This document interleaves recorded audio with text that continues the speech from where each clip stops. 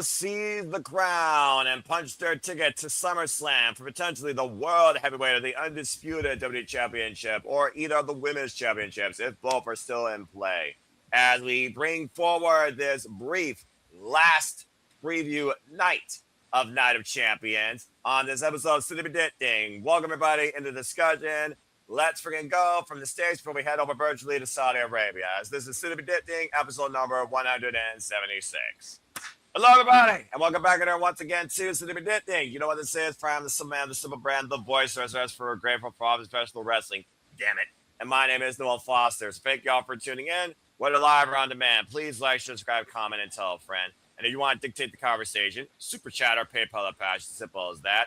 And also, just a heads up, of course, your predictions matter too as you speak them in the chat. I will, of course, put them up on screen. Stay topical as always, folks. And again, you can get your predictions still in. They will be due noon Eastern Standard Time, literally 12 hours and 29 minutes from now. So if you haven't gotten them already, you still got time. And then stay tuned for our coverage of the studios and particularly breakdown after the weekend concludes. And shout out to the 25 of you that put in your predictions so far, included but not limited to Big and Underscore Space, best name ever. Adrian, our own General Jerry Slaughter, my horseman of predictions, Jeff Chadwick, Mark Griffith, Chaz Rocks, Brandon Rushes, Rocco, Steve-O, several members of No DQ, Kimberly, she's Canadian, by the way, nice lady, and even I see a couple of you. So, all right, let's go ahead and introduce the nice panel and get right into this Way. And shout out to, hey, Rob Green, great to see you. Hello. And Matt Helms, good to see you as well. And it's good to see once again the newest member of the City Predicting community live on the forum now, truly part of the family. It's wonderful to have Birdman, Dave Scheffler, wise as ever. Thanks. Dave, how are you this evening? How do you feel about tomorrow's afternoon festivities for Night of Champions? Yeah, it's some good matches. Just I think the idea is hopefully we see some angles that lead us to SummerSlam a little bit, and it could be a good match. It could be a good show. It could be mediocre. I'll look forward to watching it and appreciate you having me. Seems like we just did this. You would be pretty accurate, although it's still within 24 hours, beyond 24 hours that we did last do this, but you're also right. That being said, appreciate you always. I appreciate the outlook, and I definitely agree on those simple takes. That being said, one half of the MVPs, the VIPs, the most contributing members of the Civil Studios community. Of course, talking about the Dominguez. Emmanuel, how are you this afternoon where you stand on the West Coast? How you feeling about Night of Champions? Like before we got on, I was telling I was about to name it WWE Night of Not So Championships.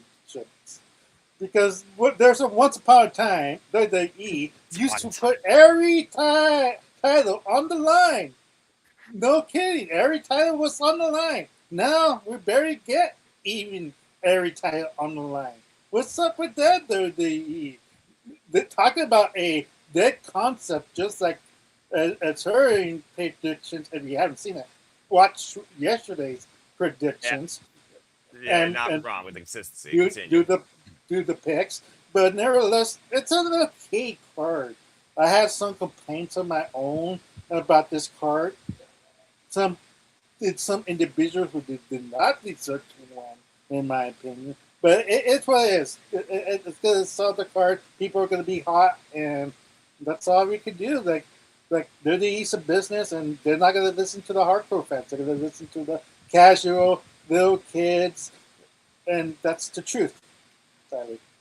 I mean, hey, the truth will set you free, but also no lies detected. That's not an insult. That's just a fact of life. Yeah, and I agree with you 110%. Dummy.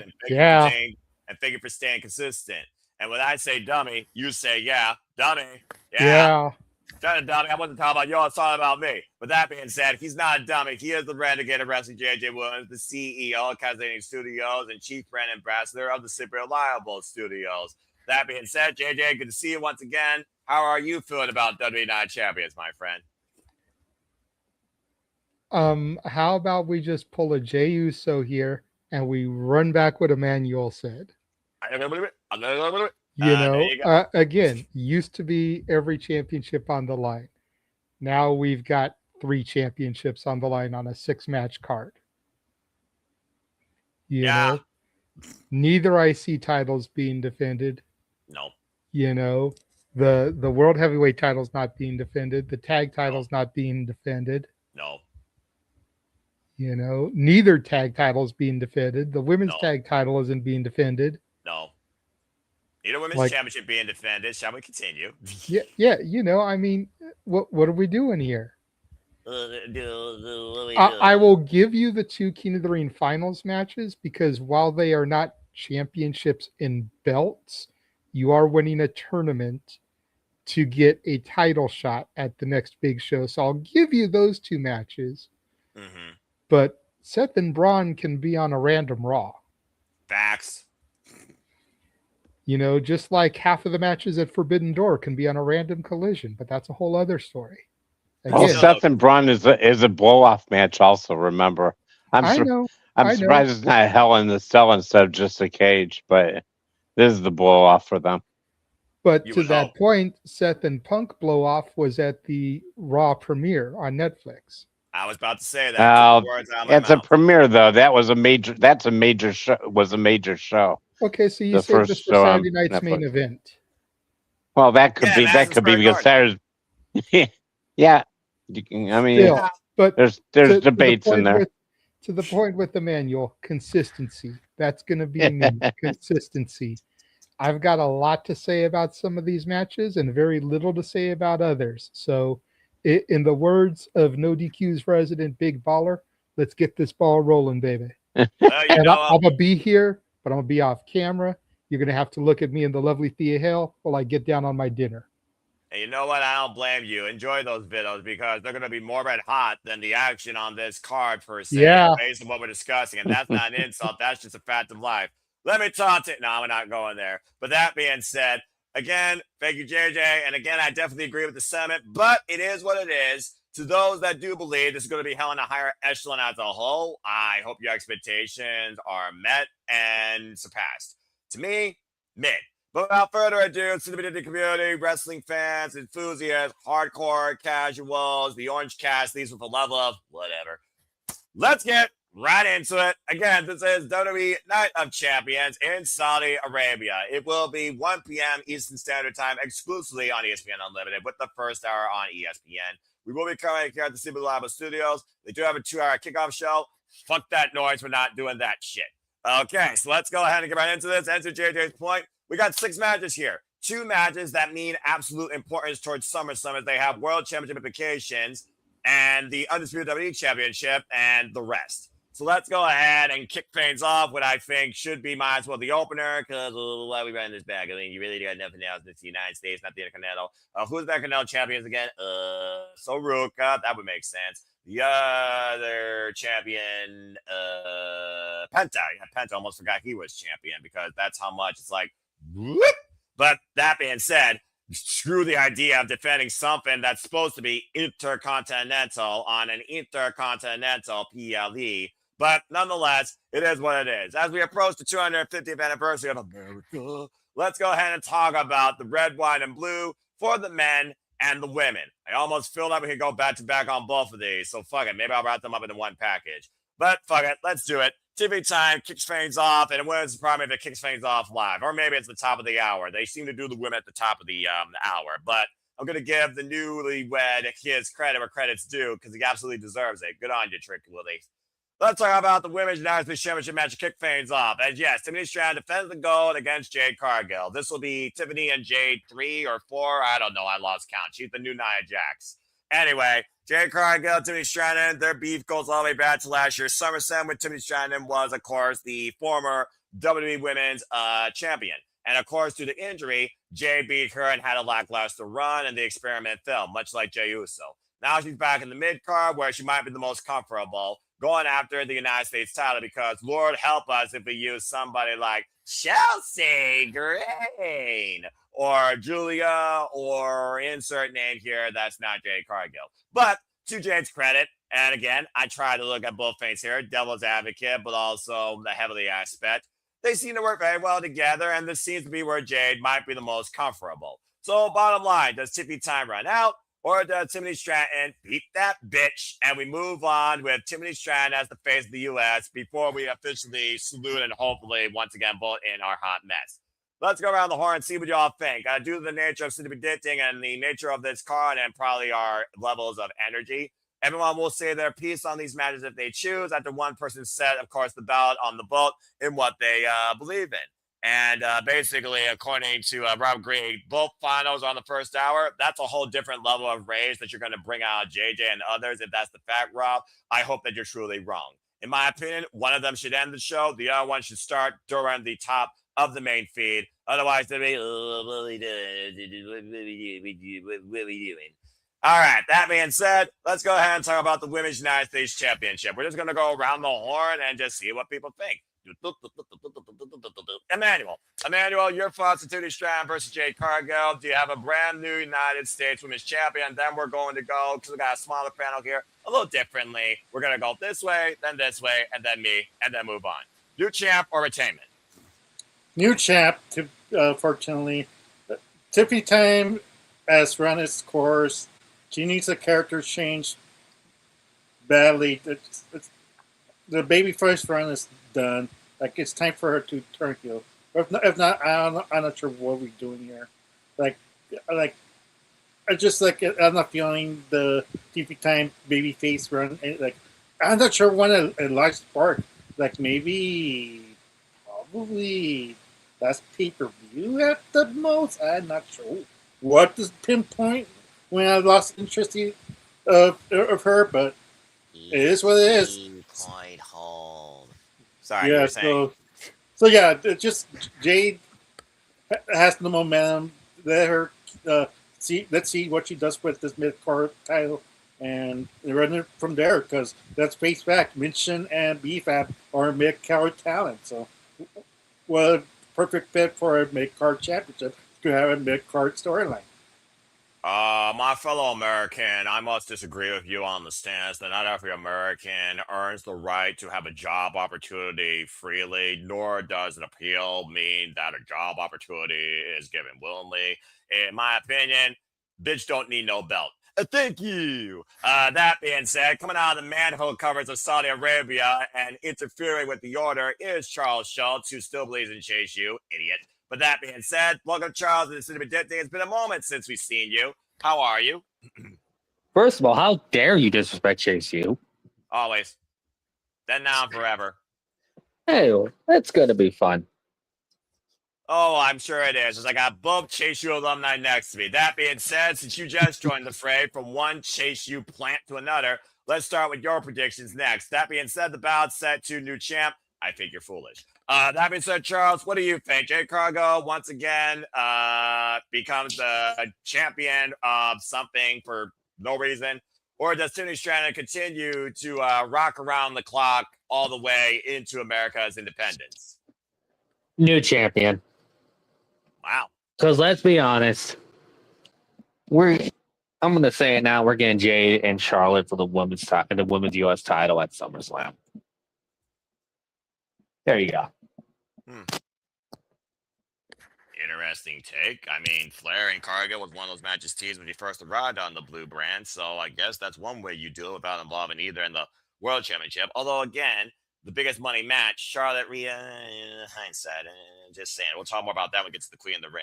JJ, as far as favoritism with your bitch, it is minor in a favor of 1 to 2. 68% goes with Tiffany Stratton, 32% go with Jade Cargill. And why this isn't the crown jewel, this jewel might as well be at your budget shelf at Walmart. So that being said, do you got Jade Cargill winning the United States Championship or Tiffany Stratton retaining? Tiffany Stratton, of course, has held this title for a short period since beating Julia out of nowhere, since the Julia Kiana James experiment fell. But now that Julia seems to have an individual personality and they're trying to bring forward her promo capability and her bilingual nature with her trifecta international background, there might be some hope for the beautiful madness yet.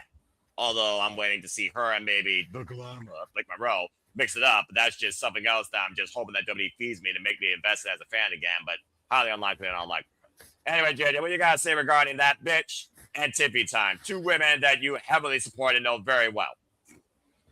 First of all, I'm offended you didn't come to me first, knowing that I am the only person here who has ever truly supported Jade Cargill. Yeah, sometimes I like to change the narrative. You know, I even stopped eating and came on camera because I figured you were going to throw to me first. Wow. And then I had to sit here, let my food get cold while not one, but two other people spoke, Noah. All right. Note to self, next time Jade's on a graphic. Shame on you. All right. So That now being we know. said, Jade being the JJ gem. Continue. To Rob's point here, I agree Charlotte and Jade doesn't need the title, but it's going to have the title. Because if there's one thing Charlotte is greedy about, it's championships. Now, traditionally, she wants to be in the world title picture. Correct. But Becky has one up on her because Becky has been IC champion. Becky just needs the US title to be Grand Slam champion. Again. Now that we actually have defined mid-card titles, like a true Grand Slam champion is supposed to win, Charlotte is going to need to get a hold of the US title, a championship that her daddy held back in WCW, and get a hold of the IC title, a title that her daddy held in the WWE, in order to accomplish that Grand Slam. So that being said, Jade will defeat Tiffy here.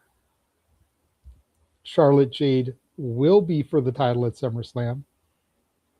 And I have a feeling Charlotte will win the title at SummerSlam. Because again, we need star power on a 2-night SummerSlam. And while you can argue if Jade is that star power, her in-ring ability may still be lacking to some, but everything else about her presentation screams superstar. Everything about Tiffany's look, and I love Tiffy. You know I've supported Tiffy time since my NXT. The more and more work she gets done to her, the more and more she looks like a porn star instead of a superstar. Just saying. That may be where Emmanuel started to lose it with her. He was trying to pinpoint where that could be it right there, because she's more and more looking like she belongs on Brazzers as opposed to SmackDown.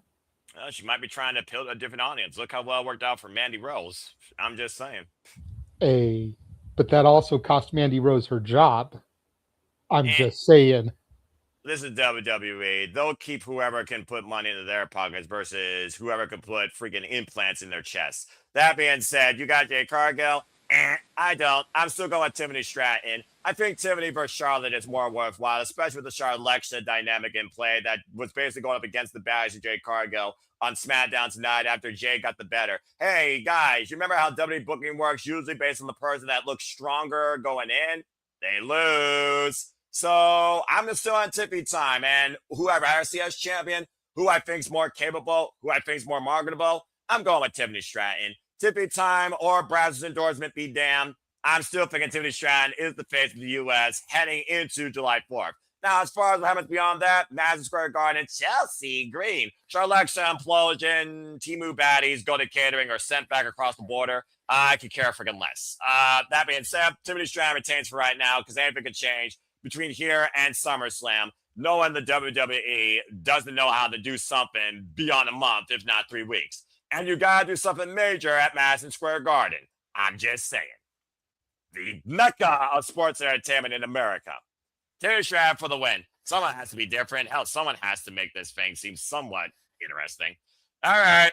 I believe that leaves Emmanuel to finish. Well, you're not married. I'm sorry. You can tell how tired I am.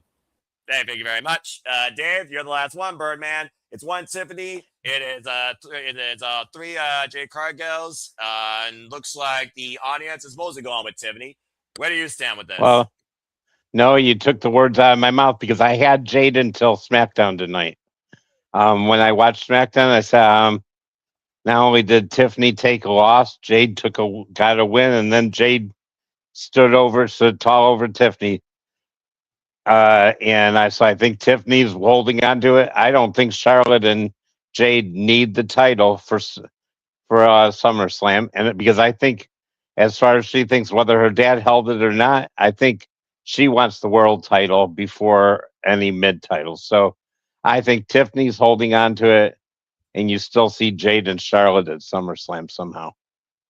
Yeah, and again, considering the fallout of the Queen of the Ring tournament with Liv Morgan and Charlotte Flair and all this other miscellaneous player nonsense, she's bigger than this. She's the queen after all. And I feel like they're going to definitely need, if Rhea is taking a hiatus, major world championship capable caliber opponents in that picture.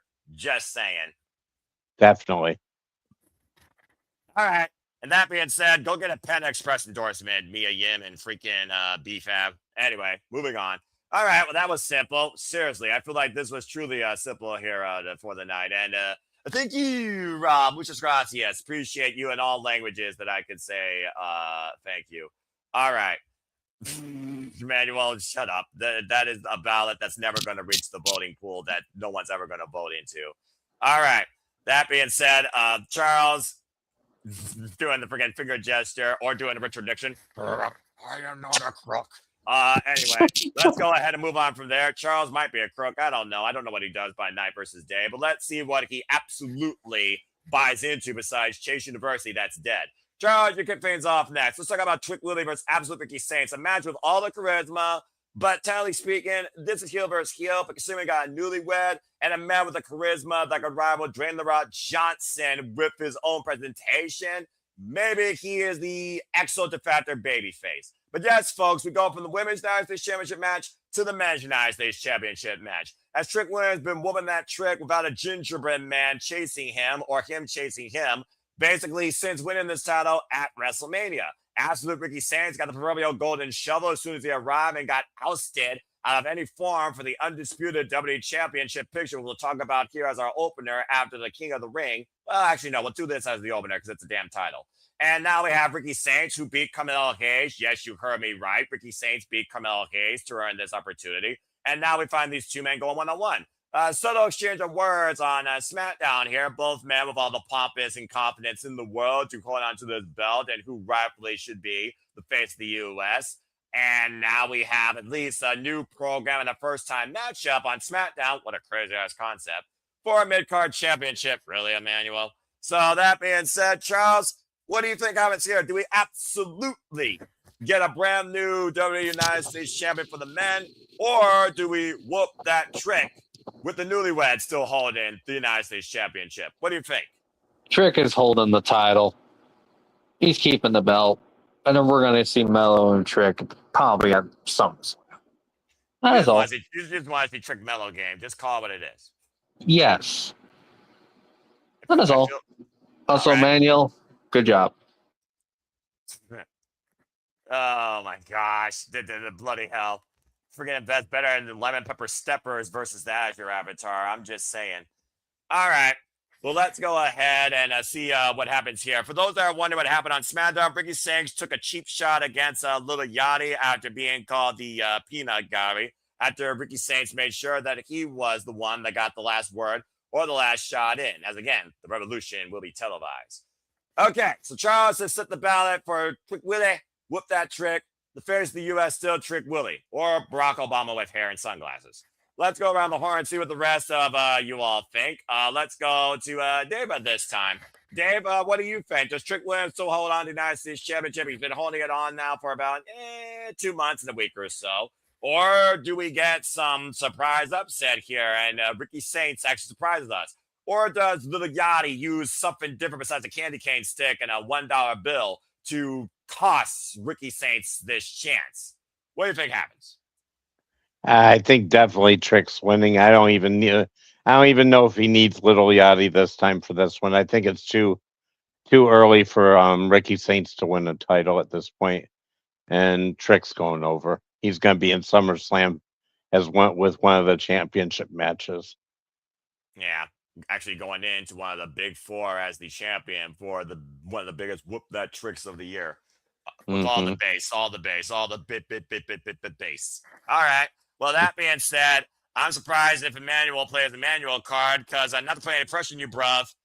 It's 100% unanimous in the entire City Predicting community poll on the forum so far. The 25 people that have submitted. So are you going to be that one oddball player to change the narrative, or are we all riding right now alongside Trick Willie?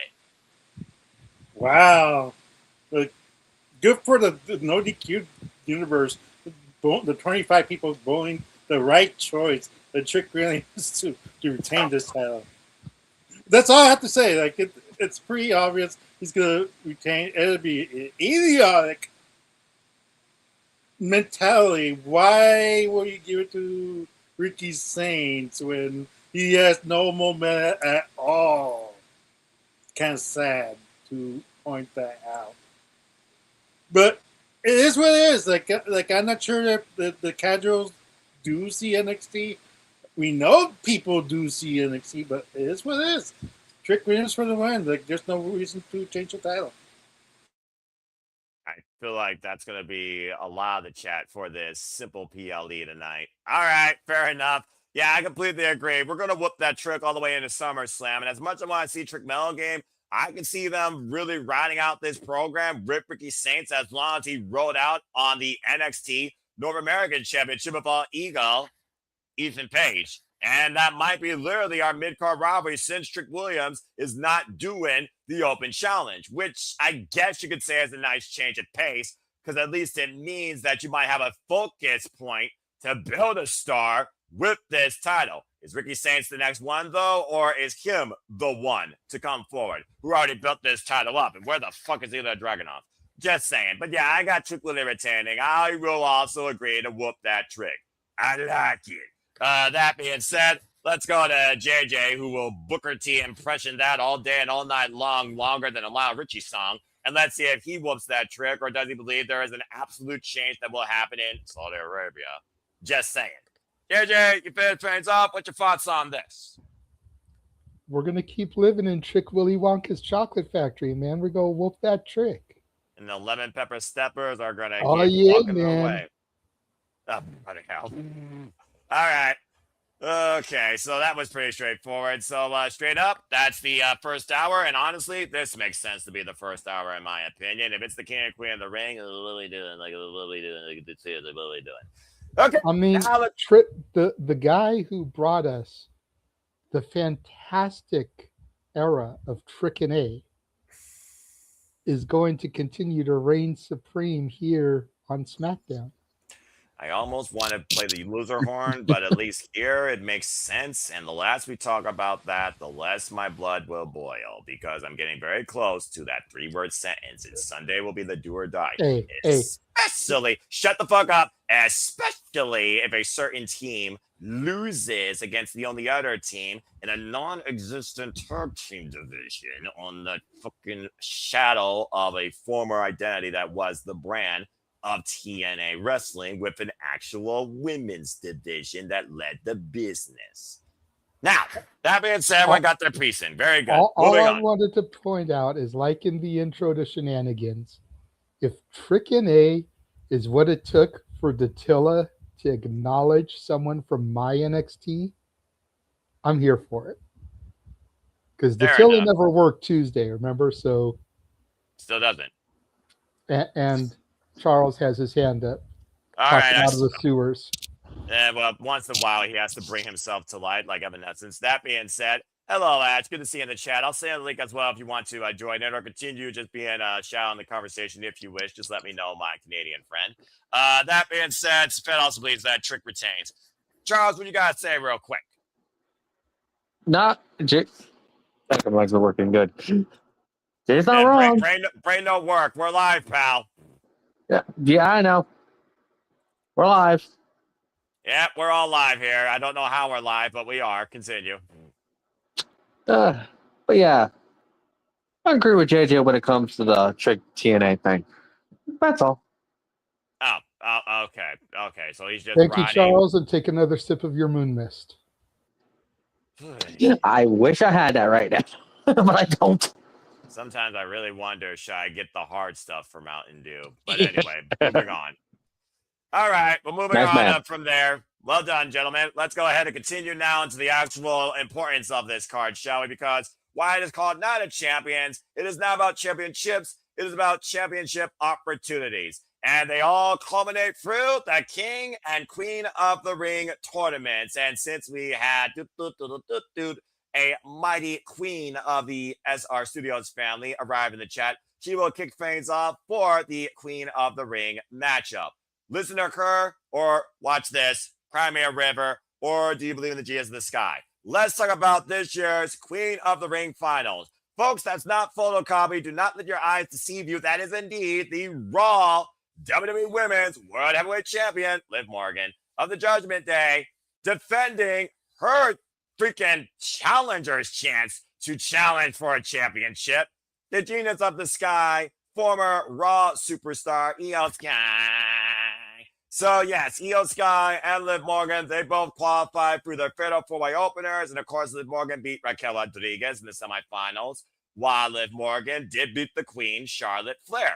And basically, Liv Morgan says, I'm the champion. Why not go after this? Why not control who actually gets to face me? Almost sounds like they're trying to do New Japan, but Timu style. That being said, Liv Morgan's really trying to control whoever will challenge her for this title, even though the last time we saw her have a serious threat to her championship, it was Mommy Rhea Ripley, who is the current WWE Women's Champion, and Io Sky, who, might I add, is on Raw, but Rhea Ripley has never beaten her. A lot of what ifs in the air right now when it comes to the WWE Women's Division, more than usual, but that's saying something, and honestly, that might be saying more of the same. Nonetheless, one of these two women will win Queen of the Ring and will punch the ticket to SummerSlam, either dictating the championship or pursuing a WWE Women's World Championship. So let's go around the horn and see what you all think. And as I said earlier, we will kick things off with one of our queens of the Cinema Studios, the Mighty Morphin Pink Power Ranger and the creator of Pop Culture Powerbomb, bringing her own power to this forum, Dattila. Hello, Dattila. Welcome to the forum. And who you got winning this year's Queen of the Ring tournament? And you're muted, and that's a great freeze frame. Watch. And StreamYard's not going to be on my phone, so I'll be participating in the chat. That's fine, Ash. And I encourage you to also either tag alongside Dattila or just let your own baddie analysis be known in the chat. Now, Dattila, if you can actually speak, please speak. Okay. Okay, there we go. Very good. Oh, Okay. you know, I kind of question why Liv Morgan was in this tournament in the first place. You and everybody that has a brain that sees she has a damn strap, not called a choker. But I'm just gonna go ahead and pick Liv Morgan. I feel like she's gonna pick her opponent in this for who she gets to face.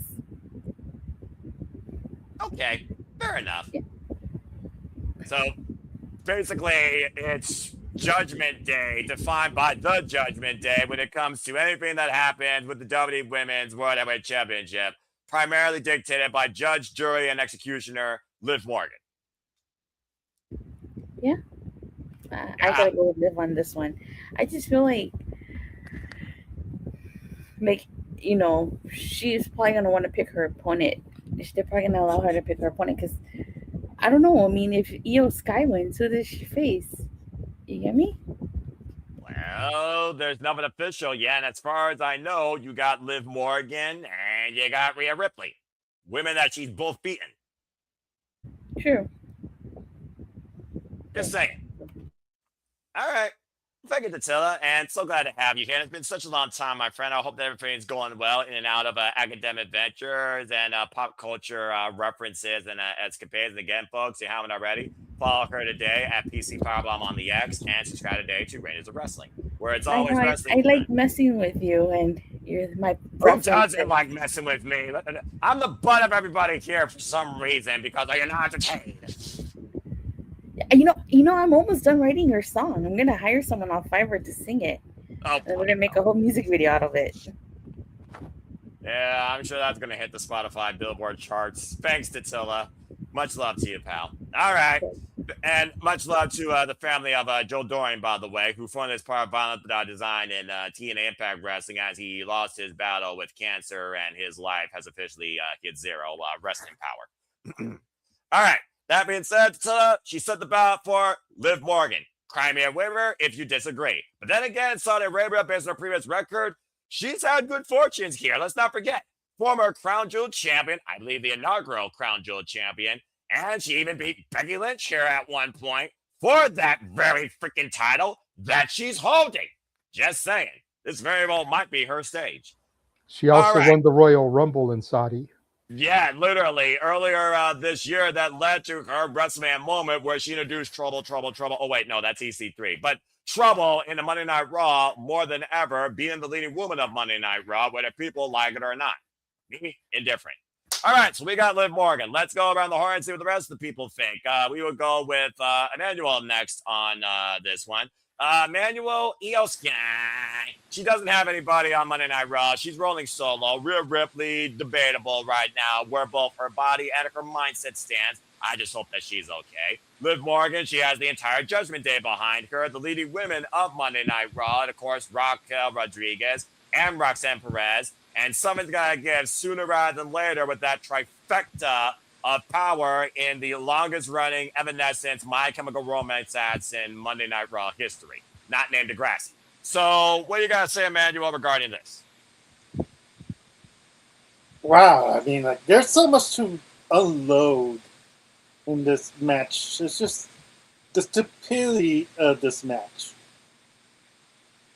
If Liv loses, it makes her look weak. It makes the title look weak. Yeah, exactly. It makes the title look weak. Io winning, and she picks Mommy. What an idiot! You just threw away your pick for Rhea Ripley. You just beat the world woman champion, Liv Morgan. 1, 2, 3. Yep. My mom just disconnected the light. It's okay. Don't worry about it. He went to dark as soon as he said Molly was on top. Damn. Yeah, it's okay. It's okay. But nevertheless, this is entertaining. But nevertheless, it's kind of frustrating because then you go like why didn't you go for Liv? Like it's that simple. You just beat the world champion. But like I said, like if if Liv is gonna win, she's gonna beat face Rhea. If Io's gonna win, she's gonna face Rhea. This both storylines is gonna lead to Mommy, which is certain because she's like I'm over her. Like, I don't feel the charisma. I'm not just feeling it anymore. She needs to change the character and everything. I get why people cheer for her and everything like that, but it is what it is. I'm just done with it. It's just both women champion needs to lose the title right away. But I could see the position where he is. Saudi wants Liv Morgan there in this position for reasons. I'm not sure. There's two people who are the primary baby for Saudi. Cody Rhodes, Liv Morgan, and Sami Zayn. For some reason, those three, they love a lot. They go over. They haven't lost a match. And one of them, we got to predict one of them to lose in the triple threat match. Isn't that ironic? So, fair. I just want to say Io hopefully wins it. But that's my pick. Io's going to win it. But I know deep inside WWE's going to give it to Liv. And we're going to see Liv Morgan versus Rhea Ripley because we saw the goodbye. Like when Rhea got transferred to SmackDown, she said her goodbye to Liv. And like we see each other again. And that's what we're going to get, a repeat of that match. If not, then it's going to be Io versus Rhea, and Rhea's going to finally get that victory over Io. And what's the point of her getting the queen of the ring? Just so she could just lose? Like It's a lose-lose situation either way. Talk about a double-sided coin or a double-edged sword. Damn. All right, fair enough. And quite a take. But that being said, he's hoping for Io Sky, but he's leaning towards Liv Morgan. All right, fair enough. Well, I will say this as we go to JJ next. Believe it or not, the majority are going with Io Sky to become the Queen of the Ring. 92% of people are going with Io Sky winning this, while 8% are going with Liv Morgan, which equates to 2 people picking Liv. What is surprising, they're just fans for a different reason. Oof. But that being said, JJ, what do you think? We were talking at nauseam here on Saturday Shenanigans, which you all could find and tune in here 11 p.m. Eastern Standard Time on a regular basis, moderated primarily by JJ, if not by me. The weekly moderate conversation wrestling massacres of other studios. But it is one of those things right now that, yeah, with the uncertainty of Rhea Ripley's longevity based on physical capability and her mentality, something has to give on the SmackDown side for the women's division. And here I find it would be a fatal influence before anything else. Because WTF NXT, WTF SmackDown, make a drawing point, surprise us. How about that for a hot take? And Lady Reed and Fallon Henry, they're just winning in the rings, in my opinion. But that's a whole different conversation. But nonetheless, they're ousted. Not even involved here. Here we are. Liv Morgan, Io Sky. And at the end of the day, it's literally Io, Rhea, Io, Rhea, Liv, Io, Rhea, Liv, Io, Rhea, Liv. It's the literal triangle of the Triforce of women that literally hold the entire WWE landscape right now, proverbially in their hands. So what do you think, JJ? Well, despite the fact that she just left, I was going to bring up, first of all, that Datilla reminded me of somebody in the fact that I talked about her when we were discussing the last match, and then all of a sudden she appeared. Do you know, Emmanuel, do you know of anybody who, when you say their name, they appear? Is it Joe Henry? Yeah. His name and he appears. I believe in Joe Hendry. Or be cursed. Shut the fuck up, Charles. I'm just saying that.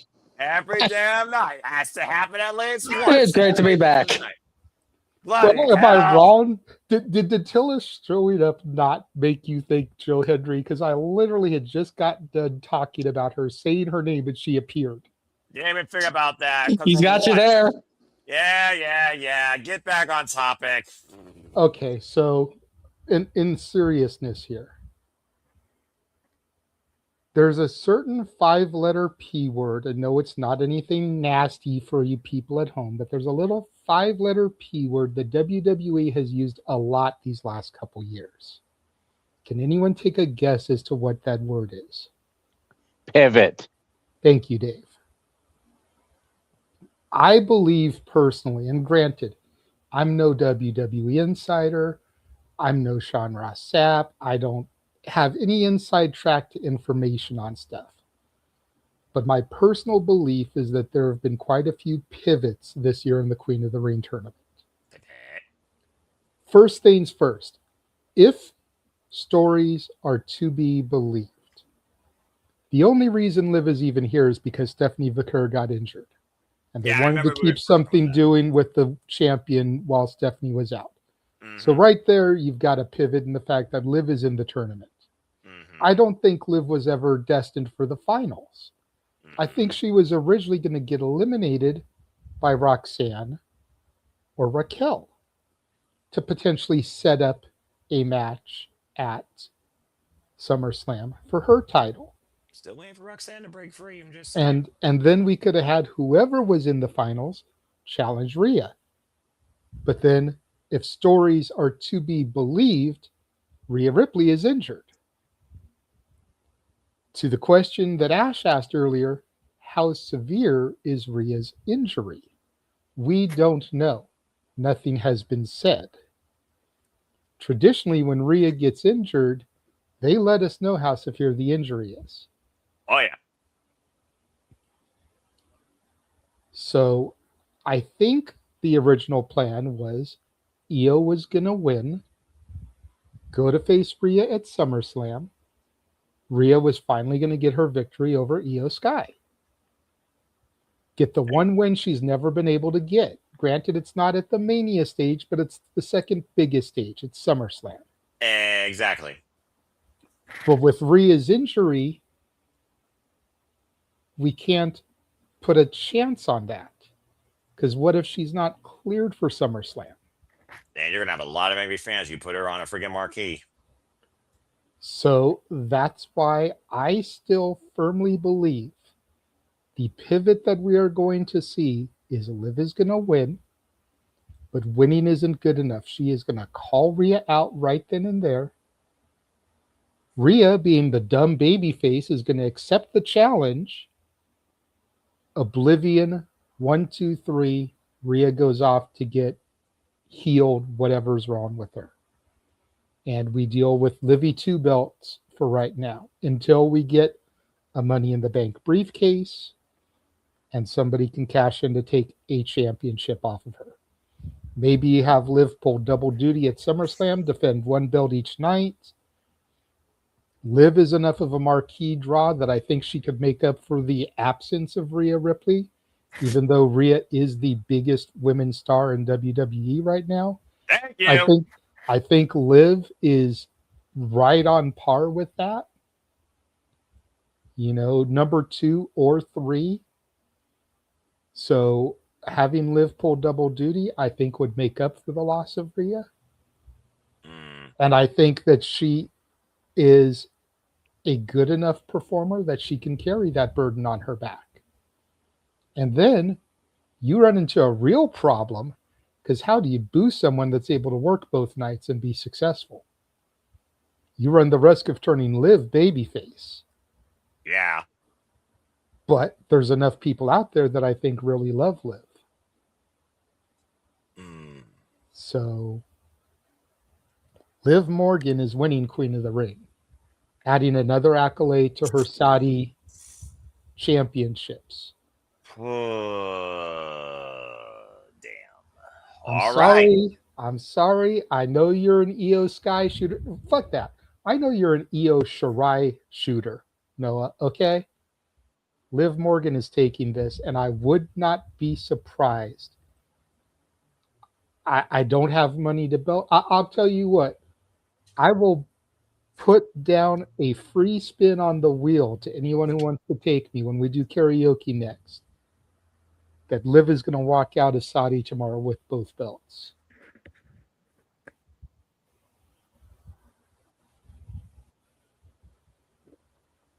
All right, fair enough. I want to know how you do karaoke, and I might take that bet. Don't be foolish. Follow wise man's advice. Don't gamble, especially your dignity.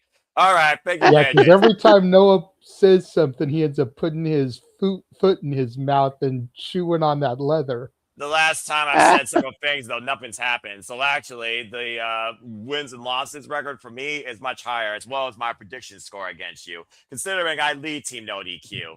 Hello, everybody. That being said, See, there's a scandal there. Aaron, I need you to check the book. The man who runs the prediction league is winning the league.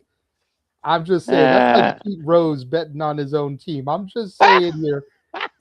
And I know only a couple people get that reference, but God damn it. Damn.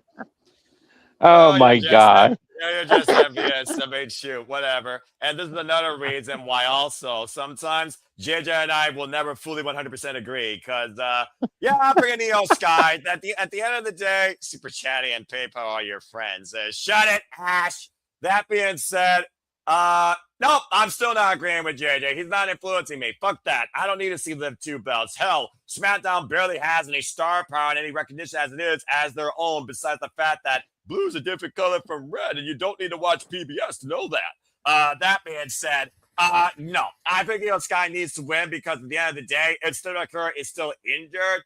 Io Sky, if they're not going to do anything with Judgment Day Implosion, and Rhea Ripley right now got moved to Raw from Raw to SmackDown. I think Io Sky at this point, if there's nothing going on for her on Raw, yeah, move it to SmackDown. Build some new life in that women's division. Or if Stephanie who, again, last time we saw her, stern face-to-face with Liv Morgan. There's hell to be paid, by the way, considering that the Judgment Day was Stephanie's undoing at WrestleMania.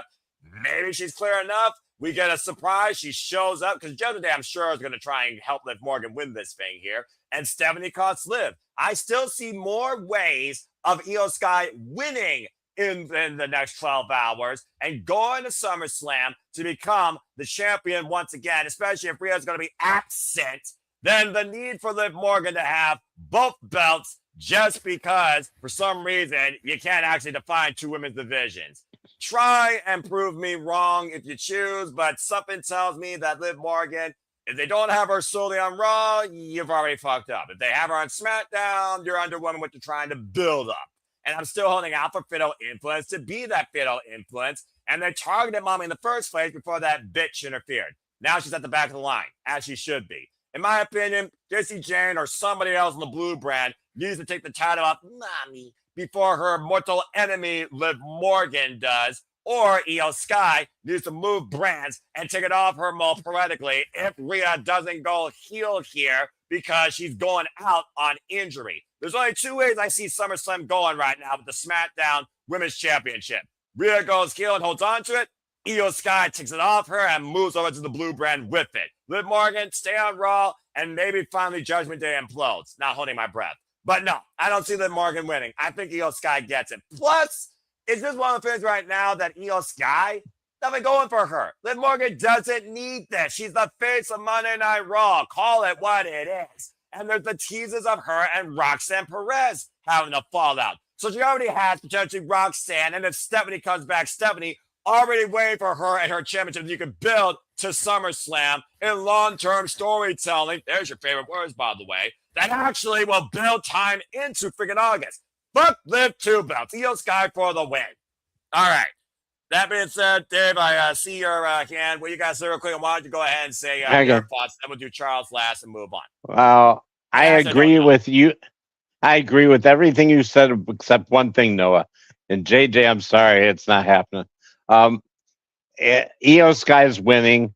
They booked themselves in the corner here. Roxanne, it should have been Raquel should have won Queen of the Ring and turned around. I've said this several times.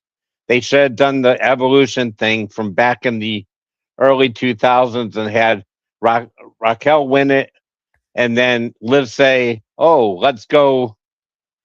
You go get the other title. Then Judgment Day will have all the women's titles." And then she'd turn and say, "No, I'm taking you out." But they didn't do that. They put Liv in the thing.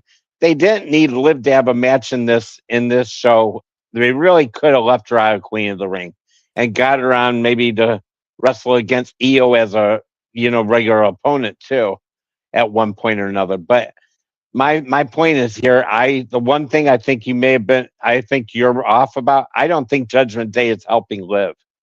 I think Roxanne was basically not even talked to in that last segment together.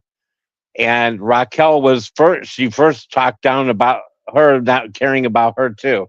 I don't think they're helping her.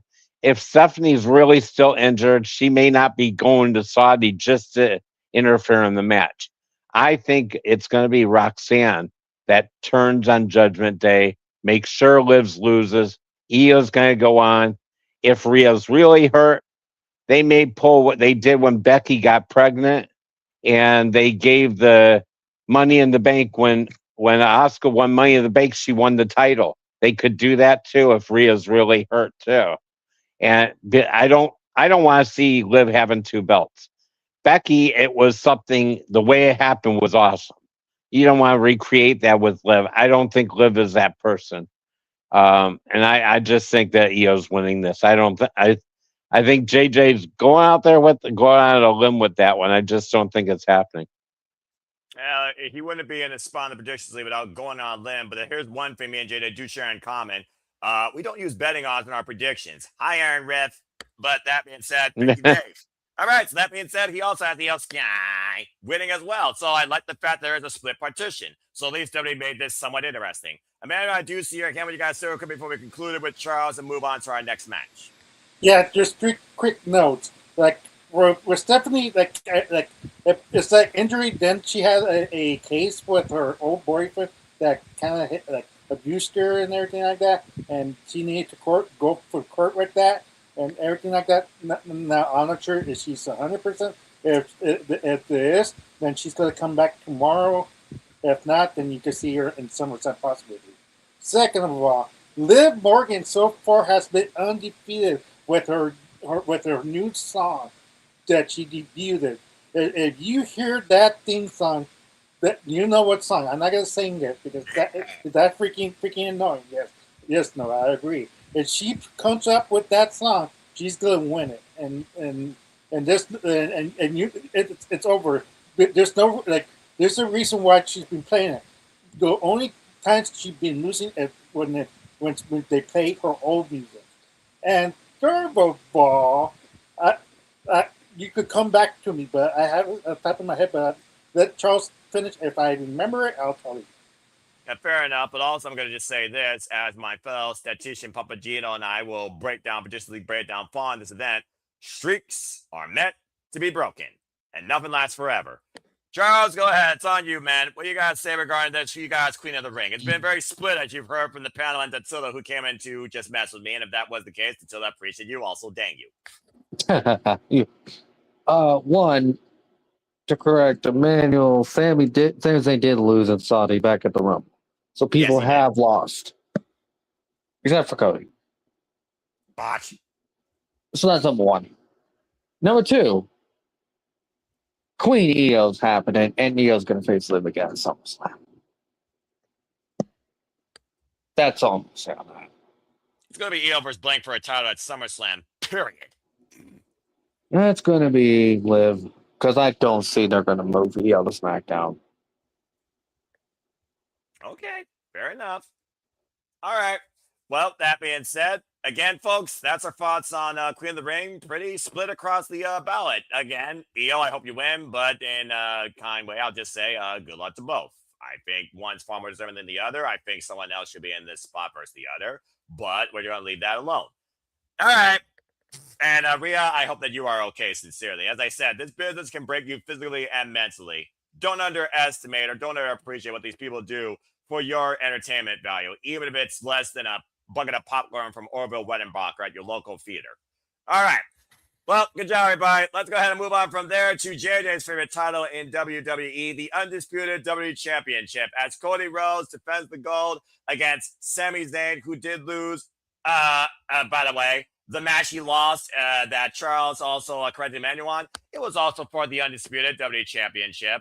Literally earlier this year at the Royal Rumble against Drew McIntyre. Anyway, the Undisputed WWE Championship, Cody Rhodes, the American Nightmare, is defending the gold against Darling General GUNTHER and the biggest crybaby this year, Sami Zayn. All right, folks, straight up. And before I say anything further, wow, this really is a WWE predictions type thing. I'm getting interferences without advertisements, but she's yours, she's mine, she's our Canadian friend and the other queen, Ash. Hello, Ash. How are you this evening? Good to see you. Glad you joined in. You get to talk about one of your favorite competitors and one of your least favorite competitors since you just joined in the fray. So I'll let you speak first. As we talk about the Undisputed WWE Championship Triple Threat. So first off, how are you? And lend your thoughts towards this. As she figures out her sound. I'm doing very well. Of course, I happened to pop in this match. What a coincidence, huh? Well, here, how about this? You lended your thoughts earlier in the chat, but I only think it's fitting that the other queen talks about Queen of the Ring. So why don't you talk about that more ad nauseum on screen with the viewing audience, and then you can go from that maybe positive, even side demeanor, to what prize are going to turn into. Let me talk to you. Little rant with metaphors like LA Knight S with this match. So Io Sky and Liv Morgan, your thoughts on that real quick, and then we'll shift gears to the Undisputed WWE Championship. I want, as much as I'd love for Io Sky to win the tournament, I have this weird feeling that Liv is taking it. I don't know why. Maybe it's because of how they're pushing Liv, but you can also make the argument that they're also pushing Io Sky, so who really needs this more? But I think they have more stock in Liv Morgan at the moment, so they're probably going to have her win over Io, sadly. Okay. Well, that being said, let's see who you put more stock into winning. the reigning general who has not held the Undisputed WWE Championship yet, and proverbially at Clash in Italy, was screwed through the referee out of position or not noticing the foot bringing underneath the bottom rope. Typical trope where VAR, much like in a football game, should be run back on a controversial ref call. Just saying. And Sami Zayn. And Cody Rhodes, of course, who is Mr. WWE John Cena 2.0, Emmanuel's favorite WWE superstar of all time, who currently holds the Undisputed WWE Championship after winning it back against Drew McIntyre on SmackDown, who, let's add, Drew McIntyre has been MIA since literally losing at WrestleMania. I'm just saying, say what you want, but guess what? That's the official graphic. Till WWE says otherwise, I'm calling it as I see it. But hey, who says that logic can't be right versus promotions? Then again, WWE does think the fans are stupid. That being said, Cody Rhodes is still QB1 and still holds the Undisputed WWE Championship. We saw Sami Zayn basically cause both men, plead his case. Who really is the most dangerous? Does Sami Zayn get a Cinderella moment in Saudi Arabia this go around, or do we hold out for Saudi Mania next year? And at this point, is Saudi Mania for Sami Zayn really even a real possibility? I mean, let's be honest here right now. This year has been nothing but Sami losing, Sami losing, Sami losing, Sami losing, Sami complaining, Sami complaining, Sami complaining, Sami losing. Just saying. And Gunther, what are we doing with this guy? Like seriously, dude, what are we doing with this guy? So, Ash, your thoughts? I mean, keep in mind, triple threat. Chairman does not be involved in the decision. We saw Blackheart Leo Rush not pin the champion. He pinned Action Andretti, and AR Fox lost the Ring of Barbara Television Championship. Hell of a match, by the way, on Global Wars. And we have seen countless times before on these international stages where titles have changed hands under multi-person situations.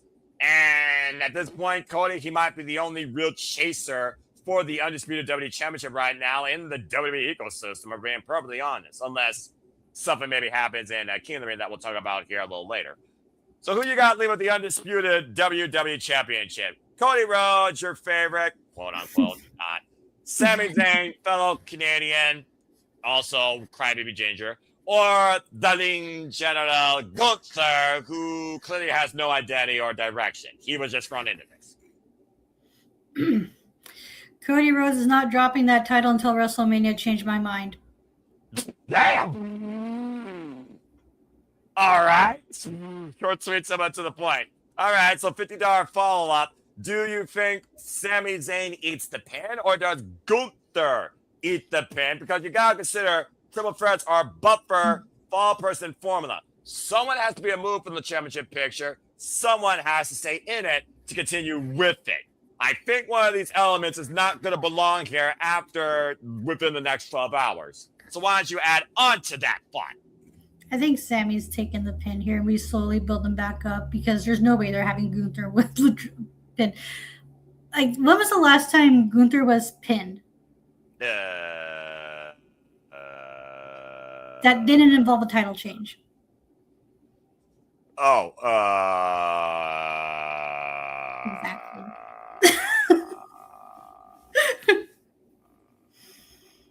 I got nothing. I honestly can't recall when Gunther was pinned in a non-title contest on the main roster. That's a great question. It has to happen there, Noah, in WWE. I didn't think so. On the main roster, no. The last time he got officially pinned, to my knowledge, in a non-title match was a tag match in my NXT on NXT UK. Other than that, the only other matches he's lost were via submission when he lost the damn championship or pinned by Sami Zayn back at WrestleMania 40 for the Canelo Championship. I do remember that. Non-title, though, Ash, you're right. He's unblemished. But all right, so you got Sami Zayn wang back to King of the Ring, completely removed from the picture in Saudi Arabia, and Gunther and Cody ongoing. Removed for now. We can always build them back up because come Rumble season, let's all aboard the Zayn train. Where's Royal Rumble next year? I don't think they picked a city yet. Actually, correction.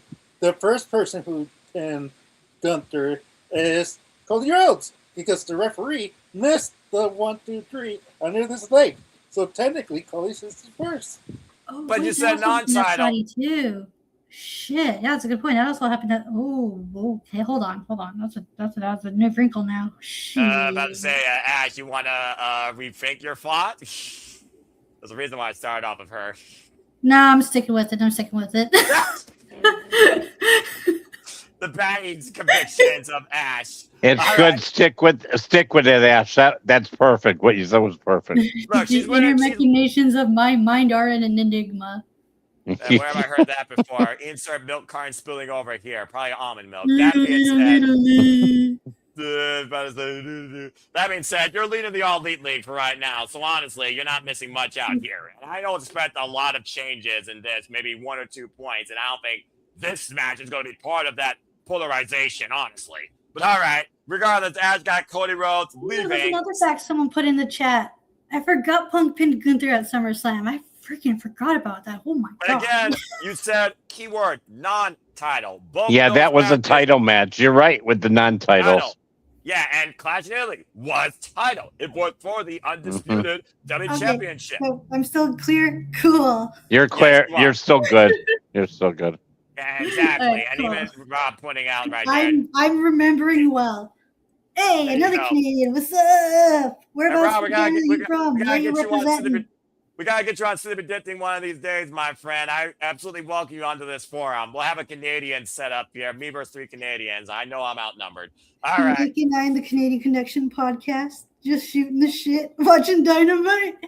Canadian Connection podcast hosted by Ash with your stars, Nick and Rob.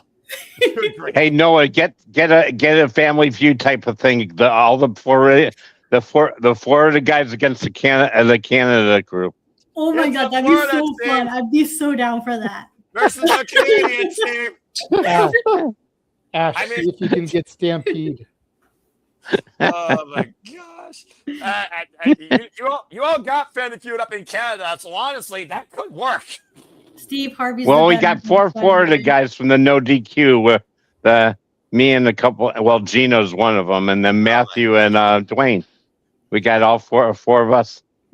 Look, right now what we got here is a match game panel, and one of these people is 100% sober, but I don't know for how long, because right now he's dealing with blank. That being said, thank you, Ash, for picking Cody Rhodes. Good Lord Almighty.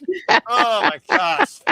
Oh, off the rails again. All right, thank you, Ash. Thank you, Rob, and Nick. You're an asshole. All right, let's go ahead. Hey, and leave move on Nick from there. alone. He hasn't done nothing wrong tonight. He Yeah, he just imposed brought Joe up a Hendry personal before. conversation. That's all. He imposed Joe Hendry before you and fracking Attila did. So yeah, he's asshole. All right. Yes, but I didn't do it when he put it in the comments. Yeah, but I knew it was coming because Attila or you were always going to make sure that a gimmick as old as time itself is going to continue here on Simply Predicting. The day the show is canceled is the day that gimmick dies, which is Damn. probably Yeah, going I to be mean, never. but just like Beauty and the Beast, it's a tale as old as time. I never saw that movie. And All right. Gotta That's add cap. Stampede No, to your that's list. cap. You've seen that movie. No, Oh, when I was I'm watching sure that, my little Ella has shown that to you. Stop no, capping. first off, my little Ella, she's a Moana fan, and she used to be a Frozen fan, no longer is. Thank Christ almighty. She's a Moana fan as of right now, and a hip hop dancing crew fan with her many talents and an artist. As far as me, it was Oliver and Company, Aristocats, Lion King 1, 1.5, and 2, and the Tarzan series and Toy Story. And that's all you're Hey, going to get as far as Lion me from King back in the day. 1.5 is underrated. It is so That funny. I agree with. It is so funny. All right. And actually, Rob is just east of Toronto. So Oh, there you cool. go. He's from the same place Nick is. Nice. Rob, if you want to Don't- be on for our main event, just let me know in the chat. I'll be happy to send you the link. Noah, don't tell me that Simba did not wish upon the gods to kill Mufasa. He did. Changed my mind. Dare you? Yeah. Oh, my Lord. I love how we go from talking to night champions to Fuck Lion you King. on a wrestling forum. You freaking batty buffoons that believe in a false prophet identity. You love it, Noah. You No, love it. Portion of Simply Predicting is brought to you by Fago Firework.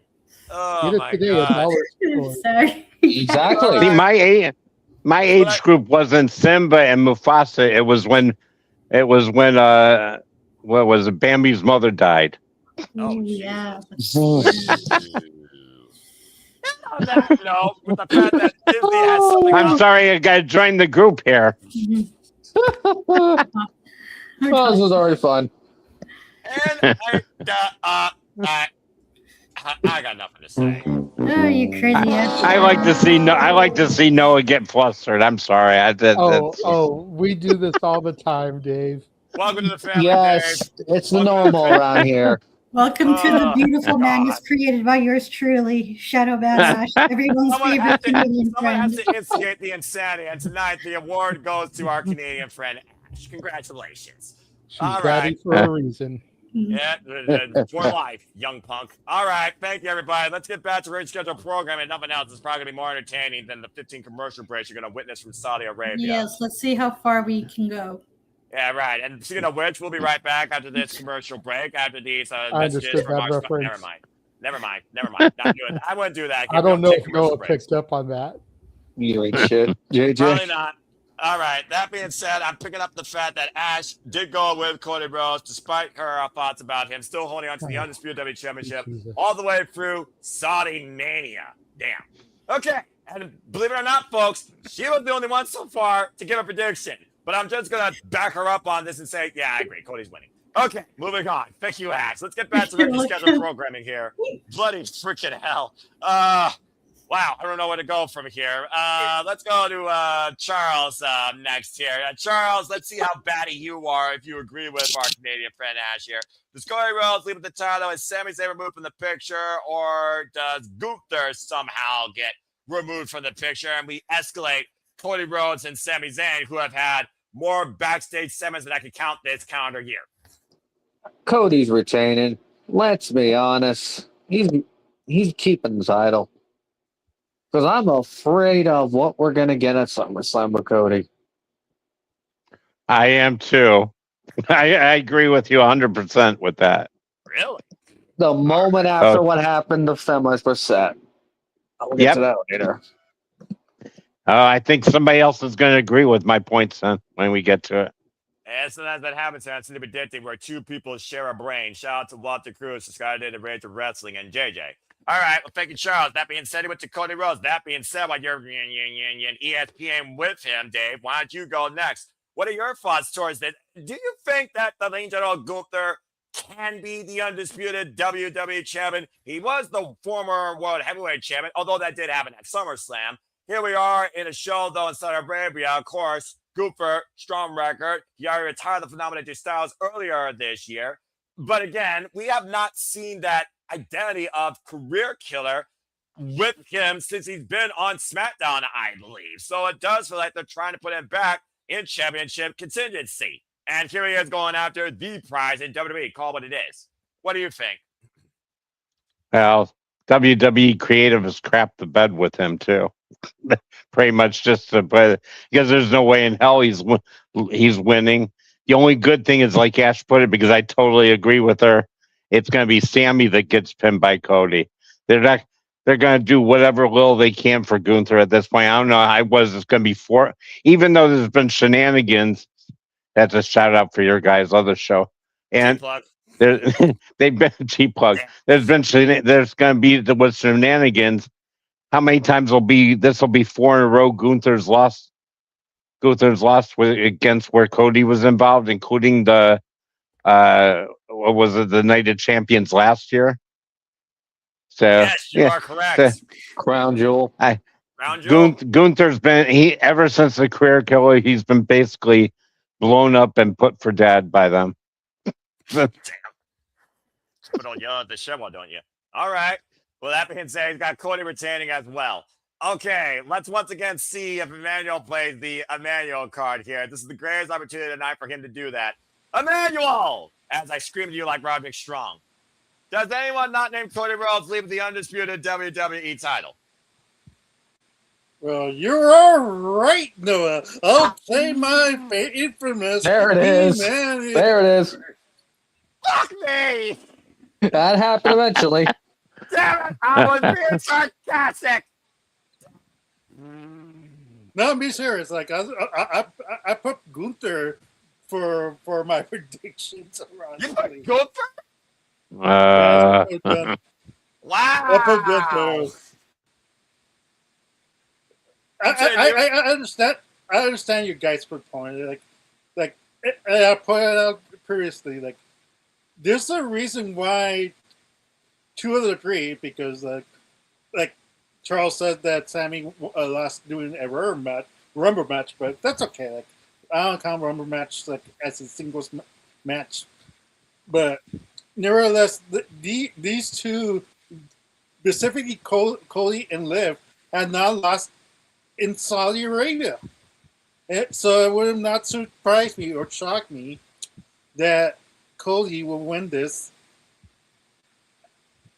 and keep on chugging along in this way of the hardcore fans of the hatred towards Cody Rhodes and the Blend run. I don't know what they're doing to be exactly, because I feel the same way. Like, I don't see the appeal for Cody Rhodes, but yet you see the crowd still going, Cody, Cody, and singing his song. Polarizing like John Cena, so he should be your favorite. And that's probably the reason why I'm not feeling Cody Rhodes right now. Like for me, he needs to develop his character a little bit more. Like, we need to have more, like, finish the story, and they haven't done that. Like, he already finished the story. What's next? Like, he already lost his title twice. Like, he already cut the title 2 times, and it's like, now what? It's like, where you go from Cody? 13 more losses. Exactly. So it's, for me, it's like, what's the point of booking Gunther in this storyline just for him to keep eating losses to Cody Rhodes? Eventually, he needs to get his win back. Eventually, right? Hopefully, right? Right, that he's going to get one victory, right? Well, I would think.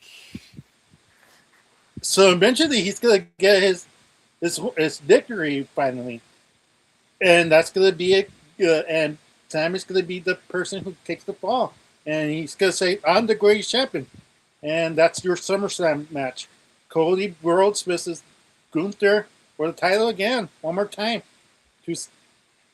I know, like, I know, Charles. Like, I know you're shaking your head no, but it's like, what else can they do? Like, who's like, besides Oba versus Roman Reigns? Like, do you think it's gonna be Oba versus Cody Rhodes? Well, talk about that in our main event. I'll tell you that. I know, but like, spoiler alert, you know my pick, but sure, I just spoil. Could be influence. I just spoiled it. Yeah, I just spoiled my pick, but I mean, you probably know someone could influence you, and you're still gonna re-elaborate on it. But continue about this. It's gonna be hard to persuade me to change my pick. But JJ, you've been challenged. But it's for me, like it's time for Cody Rhodes to be chasing the title. Like, even Cody admitted that he does better as a chaser than being a champion. So why not let him chase for a while? Why not let him chase the U.S. title again? Why not, like I'm not sure. Like I don't know what you do with Cody at this point of his career. But it's not the title anymore. Like, it's okay to move on. Like, it's like this 6th cycle. Like, same with Gunther. Like, it would be great for him to chase the United States Championship as well. Like, it would be beneath him, but it's something for him to elevate to prestige. Look at what he did for the IC title. IC title was pretty much dead, and he revitalized and make it into a workhorse championship again. The longest workhorse in WWE history. Yes, exactly. So it would be a great thing for if Gunther would to hold a US title. Even Cody Rhodes, it'll help him elevate the title a little bit. That's not a bad idea, but it's like, they're scared of what they're gonna do with these main eventers after they don't have the title. It's a sad cycle, but eventually they have to realize it's okay if they chase for the mid card title. It's okay for them to get losses, and it's okay to let them progress. If people start to cheer somebody else naturally, then cheer. Look at poor Chelsea Green. Chelsea Green could have been queen in this Queen Ring tournament in the finals. Anyway, exactly. But we're not talking about that. No. And also, we're kind of going on a long tangent about the mid-card value and the polarizing. The bottom line, though, you got Gunther leaving the brand new Undisputed WWE champion. Yep. Yes, I did. Wow. And I'm looking at the pie chart. Holy shit, he is the only one that picked Gunther. I was literally looking at the slither here. You're the one out of 27 so far that's submitted to pick the ring general. 3 other people pick Sami Zayn. The rest all pick Cody Rhodes. And to Rob's point, as I leave it to JJ, and the fact that we bring up all these names, Randy Orton, CM Punk, Gunther, there's a connection here, folks, with SummerSlam and the Undisputed WWE Championship in some variety with all 4 of those men that could be a fatal 4-way happening. It's almost like it's this guy and this guy and this guy, and there's Sami Zayn. Okay, Sami Zayn, you were literally here for a brief moment. All right, we're in Saudi Arabia. Give him a chance again. Lose. Back to catering. And again, John Cena, when he was United States champion, he restored that, brought the open challenge, brought so much opportunity. And honestly, Cody Rhodes, being Homelander, sounds like he just needs to have the United States championship always around his waist. And honestly, him and Trick Willie would be an interesting program. Him and Ilya Dragunov would be an interesting program. Or Ilya Dragunov finally going after Gunther again. Like in SUK, maybe become the Undisputed WWE Champion since he's also been MIA. I like the fact that at least in the mad world of Emmanuel, there's actual change maybe for 2 titles on SmackDown, despite the name power and recognition. Plus, JJ, the last time we saw CM Punk was the Raw to WrestleMania. What did he say in his humble way after losing everything but having everything he ever dreamed of? You never know when a championship opportunity might just fall in your lap or shoot your way. And who is he doing that face-to-face with and looking down towards? Oh, that's right. Cody Rhodes and the Undisputed WWE Championship. Foreshadowing, despite the fact they never faced each other one-on-one, but teased it at multiple Royal Rumbles. In their pursuit of the title. Just saying. And again, CM Punk beat Gunther last year and had his 5 minutes of glory. But he beat Gunther for the World Heavyweight title, so he knows how to win the big one at SummerSlam. He has yet to hold the Undisputed WWE Championship. I'm just saying, that's about the only thing CM Punk's career has left, in my opinion, that he needs to do. But not here nor there, and no return of the Viper out of nowhere right now being a consideration. We're looking at Gunther and Cody and Sami Zayn. So, JJ, you wrap this one up. What do you got to say regarding the Undisputed WWE Championship Triple Threat? Who you got leaving with the title?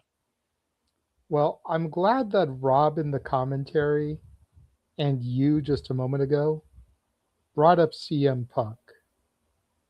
Noah, what day is it where you are right now? Because it's past midnight. It is June 27th. It is Saturday, of course. Do you remember what happened 15 years ago today? Let's see. 15 years ago, Dan, June 27th was the... Oh, fuck. Infamous CM Punk pipe bomb. Which, for those of you that are new to the channel, I was there for. Lucky, damn it, lucky. Also, oh, fuck. Well, I think we know what's happening at SummerSlam. Continue, So, JJ. Emmanuel isn't the only one. Damn it. Except I've actually got Sami Zayn. What? And I know that seems crazy, but that's why it's an Emmanuel card prediction. This is accurate. But I love the fact that all 3 men got predicted in this match. I didn't think that was fucking going to happen. I thought it was only going to be 2 of them. Let's The one not that predicted Cooper forget. surprised me. Let's not forget that before we get to SummerSlam, we have Saturday night's main event at Madison Square Garden. That is fair. There's no reason Sami can't drop the title at Saturday night's main event. in order to give those Saudi fans that moment of Sami winning. And what's going to push Sami even further over the edge? Capturing the title and losing it quickly. Now he wants it again. He wants it bad. He wants it worse than he wanted the first time. You're a crack fiend. The first hit is free. The next one you got to pay for. And he's going to have to pay dearly, probably entering the Rumble at number 1 in order to overcome 29 others to get back to WrestleMania in Saudi. All right. I've actually got Sami Zayn here. Whether it's CM Punk that costs Cody, because let's be real, Punk and Cody don't need no title. Accurate. And then you can get potentially the Yeet Man and Sami,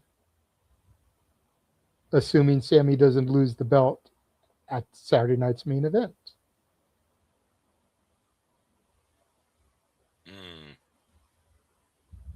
Okay.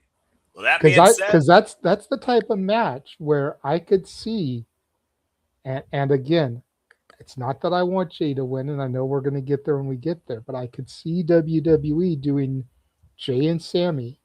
I could see Jay beating Sami, and I could see Sami then acknowledging Jay as his tribal chief.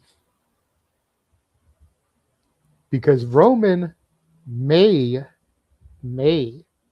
still be champion come SummerSlam, but what's the bigger belt? The Undisputed WWE Championship. Duh. Which would be around Jay's waist.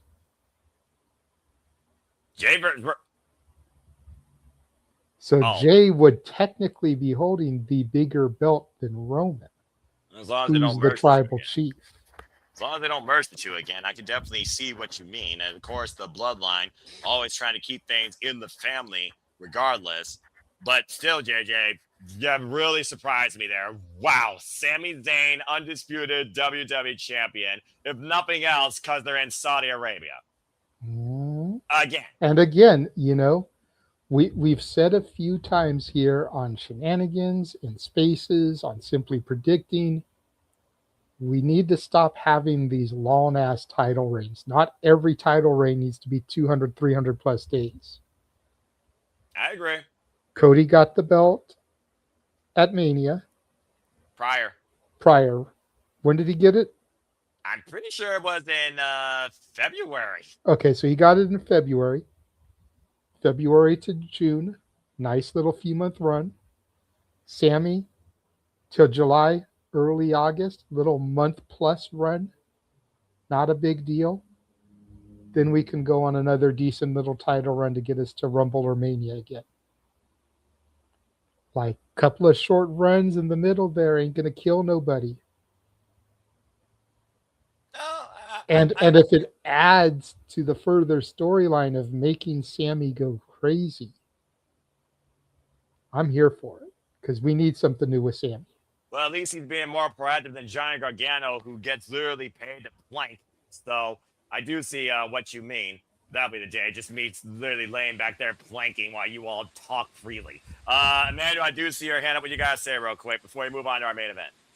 Not because you mentioned Johnny Gargano. Yeah, when you mentioned Johnny Gargano, someone pointed out, like, it'd be funny if Danhausen shocked Johnny Gargano and he goes back to NXT Johnny Wrestling. It would be funny as well if Danhausen shocks Dominic Mysterio. That way he becomes babyface and he gets so confused that he said, "I love you, Dad," to Rey Mysterio. How the fuck did we bring Danhausen into this equation? He's very nice, very evil, and Ash is very batty. And you're all very ridiculous. All right, that being said... And you wouldn't have it any other way. Exactly. Neither would City Predicting on the Super Reliable Studios family or community. How I've survived this 176 episodes is beyond me. All right. Bloody fucking hell. That being said, a Sami Zayn, a Gunther, and the rest all win Cody Homelander. Okay. Very good. Let's go ahead and I'll move on from there now to see what vision is in store inside a steel cage as these two unleash their rage.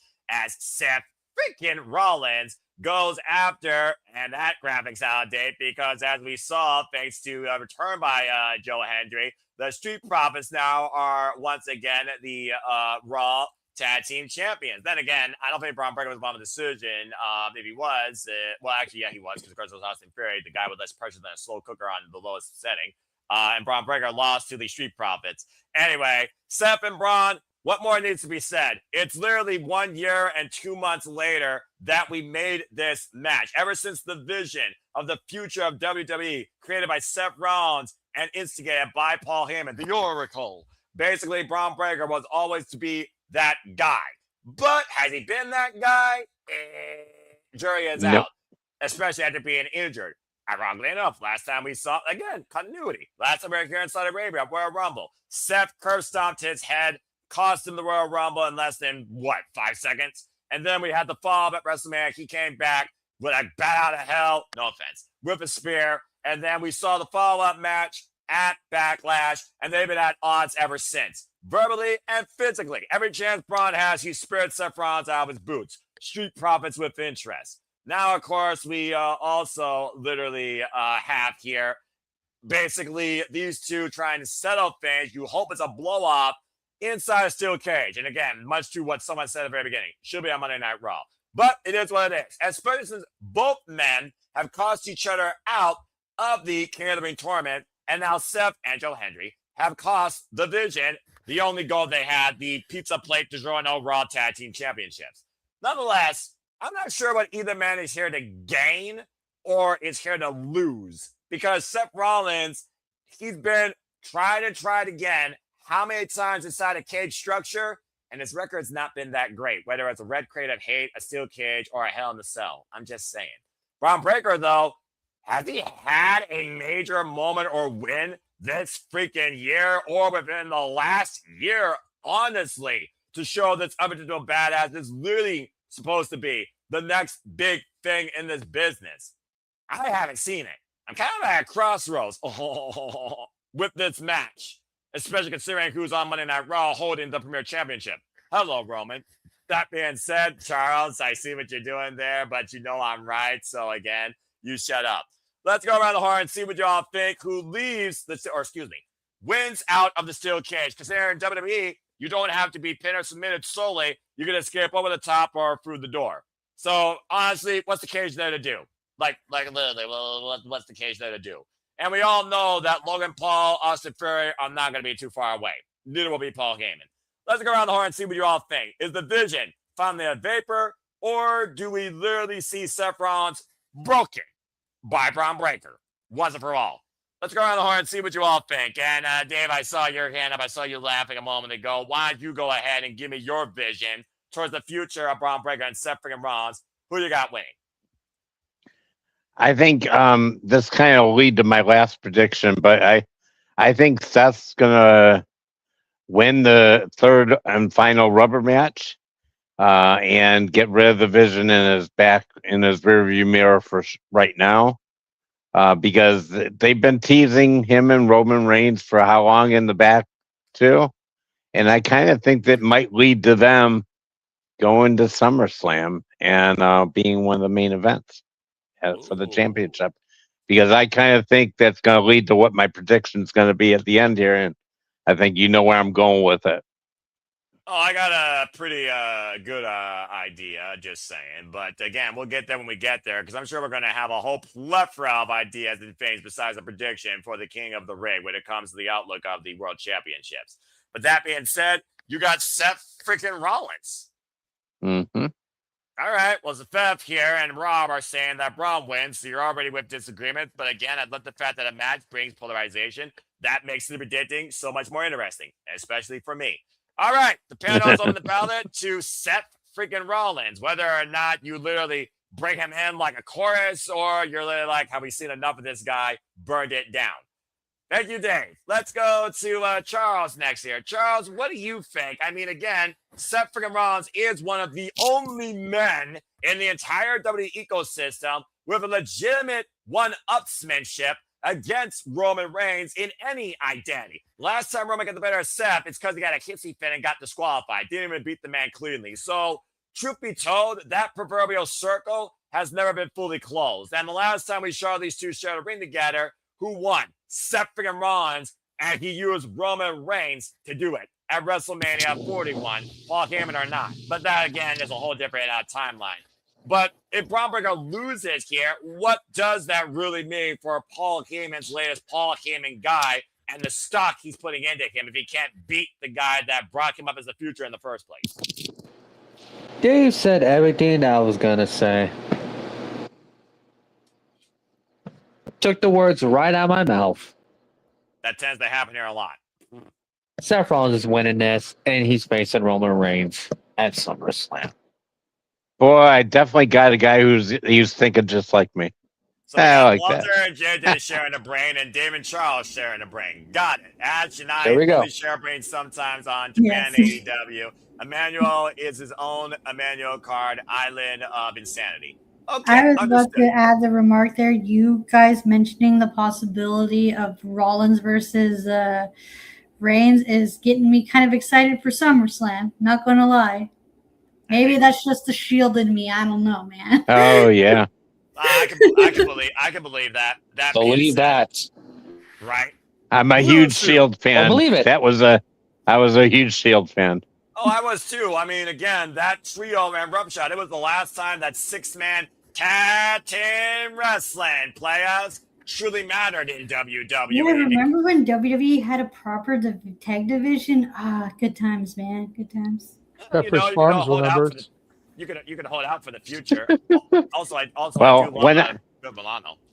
When I met Seth Rollins and Becky Lynch right before Backlash last month, Seth wasn't in a good mood when we met him, and when we were leaving, I said, "The Shield was the best beginning for you on WWE," and he said, "Thanks, Dave." I got my name mentioned because of that, and a little smile from his face. So I think that holds dear to his heart. All right. Well, that being said, we got 2 for Seth freaking Rollins. Now, whether or not one of these two is Dean Ambrose or Roman Reigns, or they're both just Seth Rollins being incarnated, whether it's the Monday Night Messiah or the Architect, whole different conversation. But thank you both. All right. With that being said, 2 for Seth. Ash, right now, as far as this steel cage match goes, it's not 100%, but it is favored 3-1 for the visionary, Seth freaking Rollins. 75% versus 25% for Bron Breakker. And to the esthetician's point earlier, yeah, they are 1-1. The first time that Seth faced Bron was when he went after him for the World Heavyweight Championship because he asked Shawn Michaels, who's the best you got in NXT? Bron Breakker, who I believe was the NXT champion at the time. Seth beat him. Of course, Seth freaking Rollins lost to Bron. He wasn't? Okay, I don't remember. He lost to Bron Breakker, of course, at Backlash, but it took a team effort. Now, in WWE, a steel cage is supposed to keep out everybody. Yeah, that's bullshit. That doesn't happen. I guarantee you that because there's no roof on that freaking thing. Trust me. So, again, you can throw that freaking thing out the window. And Envision's going to be desperate. I think desperate to literally make sure Seth freaking Rollins is no longer a problem in their vision. So what do you think about this? So I'm thinking here's what I'm thinking. I'm thinking maybe Rollins wins, but the question is, where does he go from here afterwards? That's the thing, because the Vision feud is the only thing he has going for him at the moment. So if this finishes, where does he go from there? That's where my mind's working. I'm still picking Rollins to win, but I'm more interested to see what happens afterwards because I'll be real with you, I don't really care so much for the Vision, sadly. No one does. Except maybe Logan Paul, because, I mean, Logan Paul... Big ups to Bronson Reed, though, who's a TMDK member, so big ups to him. And shout out to Jonah and the big dog. I mean, again, get well soon. Once you're TMDK for life. That's what Shane and Mikey says. You're gonna disagree with them? Hell no, you ain't. All right, let off on that comment right there, Batty friend. But I also understand, agree. But I'm that not being said, lying. Tell me when I'm telling lies. no lies We detected. got that started. Here we go. Yeah, I'm about to say this is a TED Talk. This is Batty analysis, forever known by this young No, punk. it's just me being silly, guys. It's okay. We wouldn't want you any other way. Are we Honestly, sure? yeah, Yes. I can guarantee you for sure. As cheating on pro wrestling fan, I understand this language better than anybody. Arigato. That being said, you got Seth freaking Rollins winning. Yeah, I got Rollins winning. Okay, so far it's unanimous here, and now I saved the two most unique mindsets for last. Let's see, who should I start with this time? Let's do JJ this time. JJ, what do you think? I mean, when it comes to Seth freaking Rollins, he is synonymous with the World Heavyweight Championship. Hell, he was the one that led its legacy in the first place, ironically enough. Winning it here at Night of Champions when it was first established against the phenomenal AJ Styles, and set a precipice on what it meant to hold on to this title, where he held in a higher regard than the undisputed WWE title during that whole storyline to WrestleMania 40. But he honestly has not felt the same without that title since that run. The last run, of course, when he actually had it for a cup of coffee, got injured. And again, injuries have plagued Seth freaking Rollins for years. The biggest thing Bron Breakker has is youth and potential. But again, how do you capitalize on that potential if you keep losing, especially against the man that literally christened you for that potential? It's almost one of those weird things where it feels like the mentor versus the student, where Seth Rollins was trying to be the guiding line on Bron Breakker's future. And now Paul Heyman, of course, right now is influencing that. But let's be honest here. In the end of the day, Paul Heyman guys not named Bron Breakker, they get moments, but they all get thrashed in the end of a rivalry. You can look at the timeline of people not named it never ends well for them, and they go on their own and they fade away to obscurity. One Bron Breakker has his advantage, though, is speed and a dog call. Not as mean as the Barkus Brody King, but that's a whole different conversation. That being said, JJ, got Bron winning or got Seth winning? See, Ash brought up something that really got me thinking. All Seth has is the vision. Or what was this vision? So where does he go from here?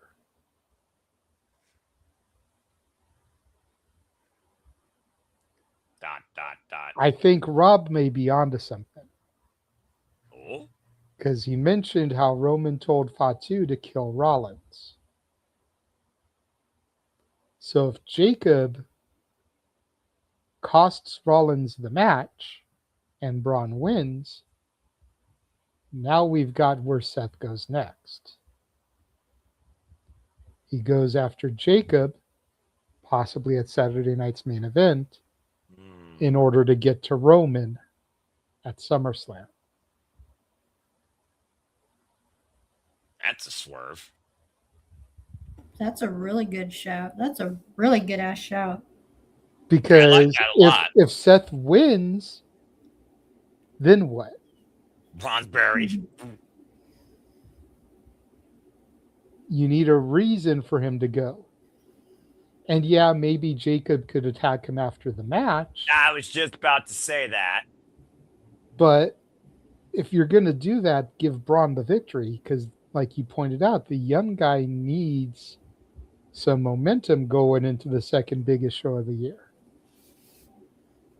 He's had a couple of stutter steps too during his recent matches as well, and I wonder if WWE's holding that against him. It almost makes you wonder, would they have him go back after the freaking Intercontinental Championship?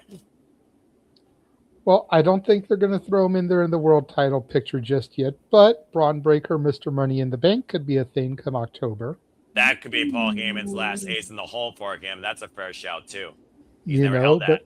but at the same time, you never know when a title opportunity may fall out of the sky. Where's the briefcase usually hung? Oh, high above the ring, as always. We could be looking at CM Punk as a 3-time Money in the Bank winner this year. Because you never know when a title opportunity may fall out of the sky. Teases the things to come. But that But, being said, So continue. yeah, I'm gonna go with Braun on this one, and it may be a little Emmanuel card coded, Not but really. I don't think it's too much. And I totally blame Ash. If Seth wins, where does he go from here? But by Seth losing, and especially if it's Fatu that costs him, that's how you divert him onto another thing. The thing though, JJ, you gotta consider what Seth Rollins is. Not just a visionary, he is literally a cerebral assassin trainee and one of the highest in-ring IQs on that psychology, led by Paul Levesque, who christened him as the future during the era that we don't talk about. But nonetheless, it does feel like to me that Seth Rollins either way has a road to SummerSlam or a different avenue to pursue. Bron Breakker, based on everything I've seen with him, maybe not necessarily a championship, maybe a different grudge. And again, what happened on Monday night in the UK that cost him and the division? The person they took out, Joe Hendry. Joe Hendry has yet to have, correct me if I'm mistaken, Joe Hendry has yet to have a major singles program since coming up on Monday Night Raw. Am I correct? I believe you are correct. Yes, yeah, you're right. I think I just figured out what Bron Breakker is going to do next, because Austin Theory is not going to sell. Bron Breakker, Joe Hendry. The entertainment value versus the physical capability. We all know that Joe Hendry can wrestle. I think I just figured out the puzzle. And that was easier than a G-code or a puzzle box. And Joe Hendry singing a song about Bron Breakker at Saturday night's main event is another way to help fill up that card. Hey, he got number one single, Can We Fire Logan Paul? I mean, and Logan Paul can't do anything. I'm waiting for him to make a song about Bron Breakker and add that to my And you know what? Spotify We've playlist. said his name too many times. We got to get the shtick in one more time. Oh, fuck it. His name and he appears. I believe in Joe Hendry. Or be cursed. Shut the fuck up, Charles! I'm always gonna say it. Ha! Damn it. All right, that being said, JJ picked Bron Breakker. All right, so it's a split. Dave, I see your camera. You guys say real quick, get that out of here. Yes. Yeah. Joe Hendry was going to have a program, but the guy got hurt. He had Logan Paul. That was what the song about Logan Paul was. It went all over the place. But when Logan Paul got hurt, that's where he lost his program. And really, Breakker should be out of the title picture. See, what happened with him is Oba overtook him because Bron Breakker was that guy a year and a half ago, but he's had a couple of injuries too that backed him up, and Oba kind of went right past him, unfortunately. Yeah. And again, what Oba's done in 6 months, unfucking believable. All right. No, it's that not. being said, what? No, it's not. Okay. For anybody that has followed my NXT, what Oba has done in 6 months is not unfucking believable. It's 100% believable, and I could have told you. Yeah, JJ, keyword, those that followed. WWE reaches out to Cindy from Cincinnati and Joe Schmo from Kokomo. They just see this big bruising dude as, why is this guy not from Wakanda? That being said, thank you, JJ. Jamaica, who I wanna non-copyright, damn it. Non-copyright. That's not even in the damn song. Anyway. Yeah, it is. It's the whole intro, bro. Wakanda is not in JJ I didn't say Wakanda. What? I did not say Wakanda.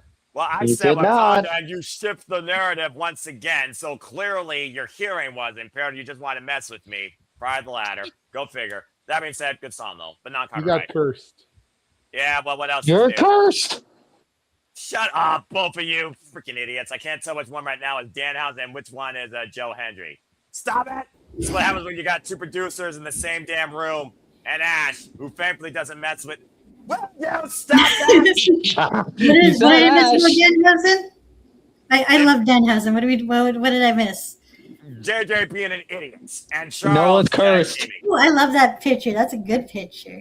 Very nice, very evil, very lovely. I'm removing that from this brand. All right, that being said, I will say, I don't know if you guys saw the video that was going around socials yesterday. No, I know you didn't, but the rest of you, where Danhausen was in the mirror with Charlotte Flair's robe, and then all of a sudden Charlotte Flair had the Danhausen makeup on? Yes. That was awesome, seeing Charlotte Flair with Danhausen makeup. That's She disturbing. earned a couple of brownie points from me yesterday. The fact she was able to go with that and have some fun with it. That is WWE adorable. ever brought back that weird mix match challenge? That's the first team right there, just because Oh it'd be my freaking god, hilarious. yes. Yes. Danhausen and Flairhausen. Yes. Danhausen. There we go. Yes. Very neat, very nice, very elegant. I'm surrounded by fucking idiots. All Oh, right. you love it, Noah. Oh my god. Why do I deal with this? Moving on, let's go ahead and get back to regularly scheduled program. And Emmanuel, finish this thing out. Bron Breakker or Seth freaking Rollins, still cage match. Bloody freaking hell. Who you got winning? In both scenarios, the Street Profits lose, to be honest.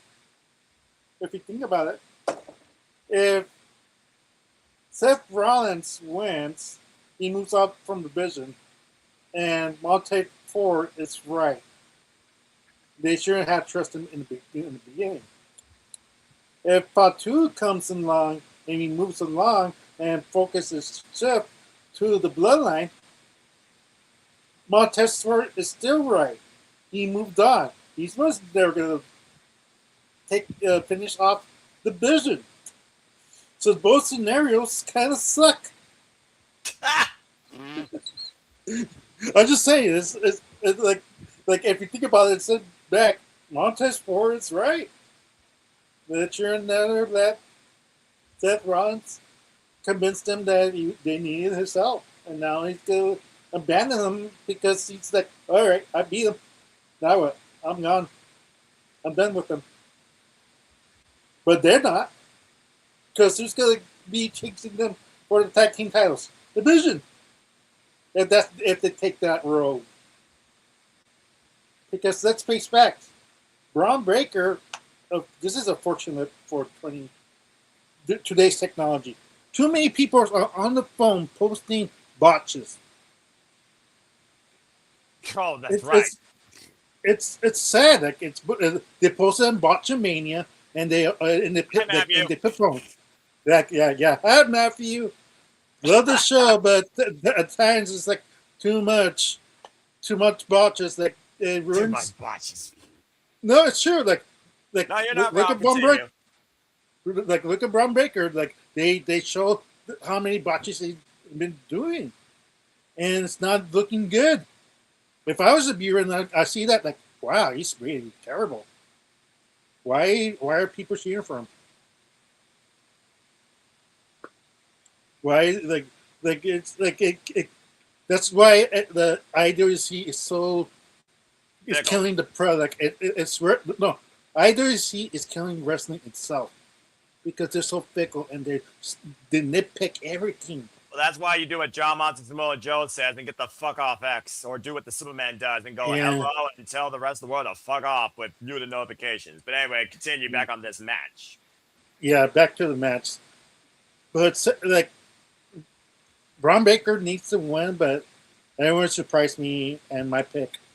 Seth Rollins wins sadly. Like I said, it is sadly because I want Bron Breakker to win and get elevated from this. Seth Rollins doesn't really need this one, but eventually we need to end this feud. And what did the feuds end? With the baby faces winning or the heels winning? Usually in a feud, the baby faces win in the end, especially when a storyline extends over a year. Like I said, this has been going on technically since April last year. Exactly. So, if they're really going to end it, Seth Rollins going to win it, sadly. I'm just wondering if Paul Heyman's going to take a bump, much like he's done with most of these fallouts with Paul Heyman guys, and the adversary getting the better of him on the other side. Just saying, hello, CM Punk versus... But that being said, thank you, Emmanuel. So with that, JJ's the odd one out. He's the only one that picked Bron Breakker for this match, so we'll see what happens. All right. Well, that being said, a lot of insanity as per usual, but still great fun times. It's the predicting, a lot of unique talk, a lot of rants and criticisms. We even had almost a moment of batting TED talk. But let's go ahead and get right down to serious business. The one match that matters the most this entire night, in my opinion, because we really don't know which way this is going to go, but we all probably have different avenues how we think it should go. So let's go ahead and get right into what I believe is worthy of being called the main event as we talk about this year's King of the Ring tournament finals between Yeet, Jey Uso, and the Ruler, Oba Femi. And remember, whoever wins this will get a World Championship match at SummerSlam. All right, folks, let's swing and dive into this. Oba Femi, who was called out by Roman Reigns after Oba says that he wants to go after Roman beat CM Punk in that 30-minute insanity of WrestleMania Sunday. And Oba Femi, who, to JJ's point, has been anything opposite of unbelievable. He's freaking believable, fucking believable to be a guy that could rule WWE for the next several decades. With the level of comfort to the adaptation of the noise he controls in his promos, in his delivery, and his presentation of dominance in the ring against the Beast Incarnate, even with a 1-1 record right now. There's no limit to what Oba Femi can be in WWE if booked correctly, and so far they haven't fucked it up. And of course, right now, Jey Uso, he's a guy looking for former glory, but also he still might be a little envious in the fact that he's not the one you acknowledge to be maybe the one with the one, if not above the one. They're the ones, but maybe he wants to be the one. Just saying. I do think there's a sense of envy that Jey Uso wants to be Roman Reigns and not above him, as we saw when he said, LA Knight, you need to acknowledge me. And we saw what happened there. Again, he's been much more emotional too, especially envious maybe of Jigga 2's favoritism right now with Roman Reigns as the killer, and how apropos.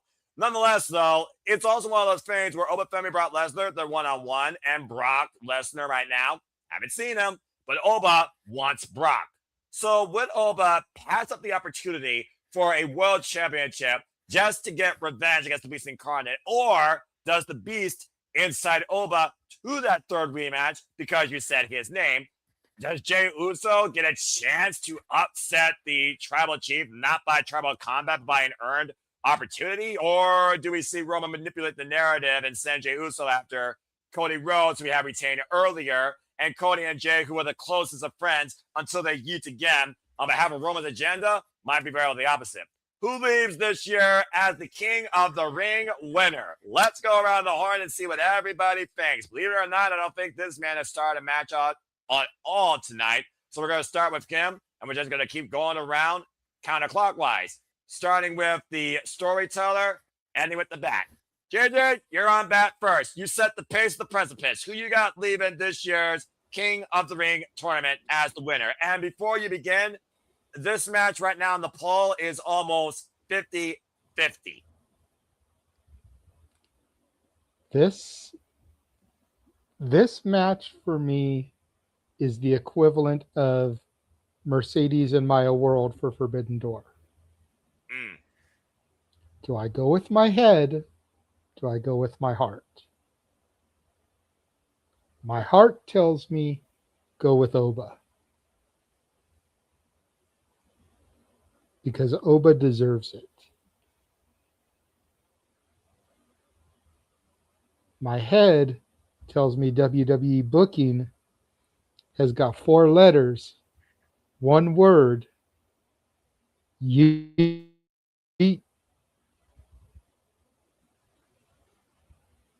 Now, question becomes there. Rob keeps pointing out in the chat, Brock Lesnar.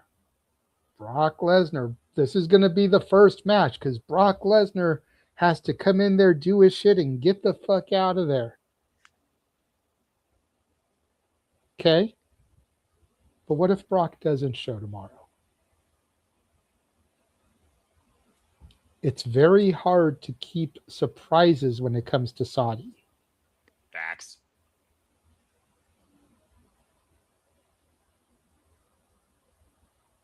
I would almost rather Oba win, come out on Raw to celebrate, get confronted by Brock. Match made for Saturday night's main event, Brock Oba 3 with the title shot at SummerSlam on the line. Oh, I like that. I like that a lot, actually. Because you can keep a surprise for Raw. It's harder to keep a surprise for Saudi.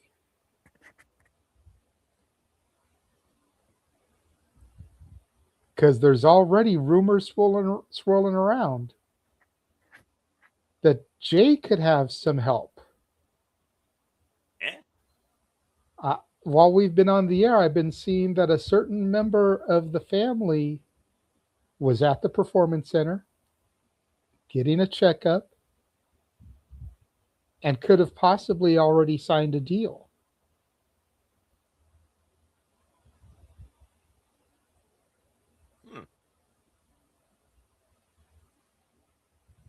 Oh. Well, we've definitely talked about his name a lot here when it comes to this bloodline, that's for sure. Mm-hmm.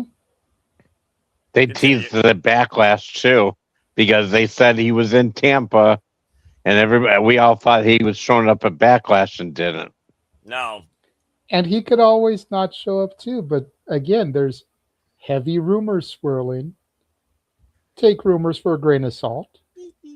You know, I usually try not to buy into rumors unless it has, you know, from the desk of WWE, from the desk of AEW on the letterhead. But, you know, we're predicting. We're playing a game of what ifs right now.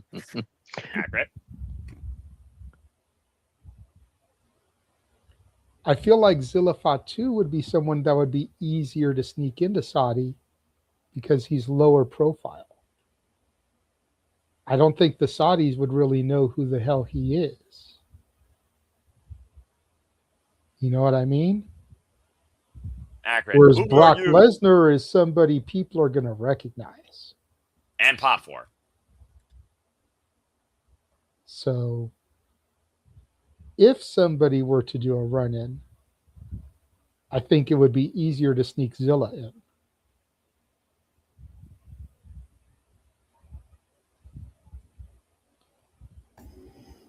Again, do you go with your head? Do you go with your heart? Well, you got less than 12 hours to officially decide on that. Can I add something real quick to JJ's point? Go ahead. Isn't that kind of how the Gorillas of Destiny also made their debut at Saudi Arabia by helping with the bloodline? That's exactly right. That's what this whole Zilla situation reminded me of, and it could possibly play out with Zilla. That's but I just wanted to mention that. It's a good shout, by the way. W loves the retcon, and they love bringing up freaking Samoan in a black hoodie. Solo Sikoa, anybody? Hello. Freaking So we had Drew McIntyre doing freaking karaoke at the end of the show without having to do a $25 super chat. I'm still pissed off. Why did you have to remind me of that post-match, JJ? It's history, Charles, and it's I want to forget about that at night. Thank you very much. But some things everybody you can't forget. does. You just archive it in the back of your brain in a giant warehouse in a crate. All right. But do you think I want to remember Mae Young giving birth to a hand and then seeing the hand on an old school Raw all grown up? All right, moving on. Before we you go think I want to remember these things, Charles? No, but I saw them. I witnessed them. Do you think I want to remember Katie Vick? All right, but that's I enough. witnessed these things. Okay. All right, JJ, shut your time capsule. I'm just making a point, Noah. Just because we don't want to remember things doesn't mean we don't actually remember things. I understand that, but there's also a thing called a time capsule. You can shut the lid. All right. Yeah, but opening time capsules are fun. Yeah, sometimes. All right. That being said, JJ right now sounds like he's playing the fifth. He didn't necessarily pick. He just gave you red pill, blue pill of the what ifs and how this thing could happen with possibly a Samoan interference adding to the bloodline again, 15th time. The problem is there's too much bloodline. and Oba is a man unto himself. You know, you got Roman, you got Jay, you got Jimmy. Solo is a man unto himself. The MFTs have abandoned him. Is he trying to get back into Roman's good graces? Does Sami help Jay? Because Sami feels that Jay will help Sami. We haven't seen them together in the segment, though. Does Jacob come out to help Jay? Because he has basically a life debt to Roman right now. He's Roman's bitch. Accurate. Much like Luther Reigns was Kurt's bitch. Anybody remember that? I do. NoDQ.com remembers. That's a throwback and a half. There's too much bloodline, I think, for Oba to be able to successfully overcome. If Brock does show up, does Brock cost Oba? Or does he help Oba and then say, I helped you, I want a shot for your title opportunity? That's a Paul Heyman instigation if I've ever heard it. I saved you from the bloodline. You owe me an opportunity to get that title match. You want to get your win Is back? that how we get there? Put something on the line. You know, probably against my better judgment and less than 12 hours, I'm going to go with Oba. Okay. He went with Oba. Money probably has it on Jay, but I'm going to go Oba. Good luck, JJ. That's all I got to say. All right. Oba Femi, the opening ballot. Let's go around the rest of the horn and see what the rest of you all think. And we are going to go this time in a triangular formation, which means, Charles, you're up to bat next. And then we'll go reverse arrow, which again, and we'll bat. Charles, what do you think here, man? Based on everything JJ dropped. Do you got Oba Femi or do you got Jey Uso? Do we need to see Jey Uso pursue a world championship again? How well did that experiment go? Is Oba Femi's time this soon on the main roster, a la SummerSlam, next big thing against The Rock back in the early 2000s? What do you guys say? Your SummerSlam WWE title match is going to be Jey Uso versus Cody Rhodes. Jey Uso's winning this because of Brock Lesnar. Oba keeps calling Brock out so many times at this point. You don't think Brock's not going to show up? And also, it's Saudi. You really think Brock ain't going to show up either? Fair point. Payday. Like, come on. Even if it's just for a simple run-in. That's what's going to happen. King Jey Uso. Okay, you've got King Yeet. Manuel, you right now break the tie with these two as we are 1-1. This is very interesting. What do you guys say regarding this? Is it as simple as Charles put it? It's like saying his name 3 times that he appears apparently. Brock Lesnar, Brock Lesnar, Brock Lesnar. I mean, Brock Lesnar, as far as the record here goes in Saudi Arabia, I mean, yeah, he's definitely wreck shop here. Let's not forget what he did to Cody Rhodes, incapacitated a man that led to their trilogy, of course, that concluded at SummerSlam. So again, does another Brock Lesnar trilogy conclude at SummerSlam? Is this how you instigate it? Or do we get maybe that big fight feel in the Mega Sports Entertainment as JJ booked it? Does either of those matter here, though, when it comes to who wins the King of the Ring tournament, though? Who you got? Like earlier, I said that my pick was Oba Femi. There's no point for main event Jey Uso to win because we tried that already and it failed miserably. It's just like it didn't connect. It just he gets tired. Like this is like when he was when he came out to do a promo battle against Oba Femi. Like, let's do it again. It's me, and he's like, run it back. Like, hey, he's already gassed. He's tired. Dude Like, needs an asthma inhaler. To be fair, it's a freaking desert out there, too. It's already going to be scorching hot, so I don't think that's going to help anything. So it's one of those things like, stop doing that, Jay. like not doing the G. Just do it once, and that's it. That's all you have to do. Don't listen to the crowd, because if you get tired just with the one, why do it twice? Just saying.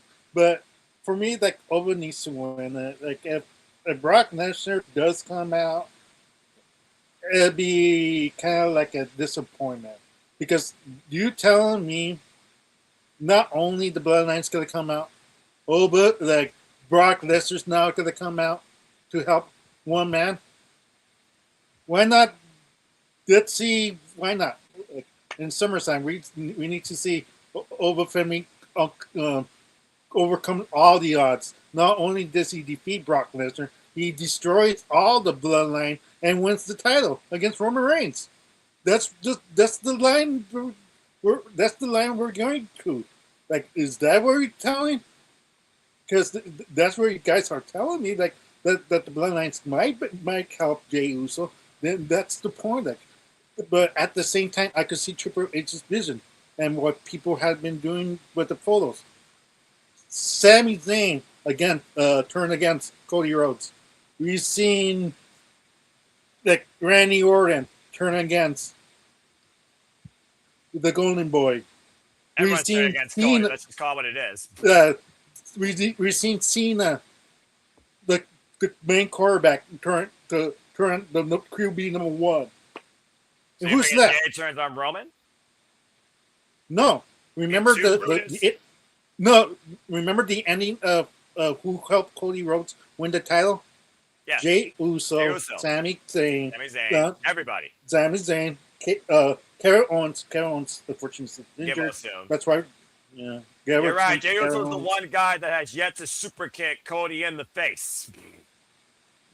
Exactly, and that's why he's calling his shot. And that's the only storyline left in that everybody who helped Cody turned on him. Then what? Ash like, he sees Cody Rhodes to hold the title to WrestleMania. Then who's next? Who's next after that? Yep, Oba Femi and somebody else, hopefully. Exactly. So it's like do we like? I get the catering of Cody Rhodes versus Oba Femi, but the money matches Oba Femi versus Roman Reigns, and to defeat the whole entire Bloodline with outside shenanigans, and Oba didn't need help.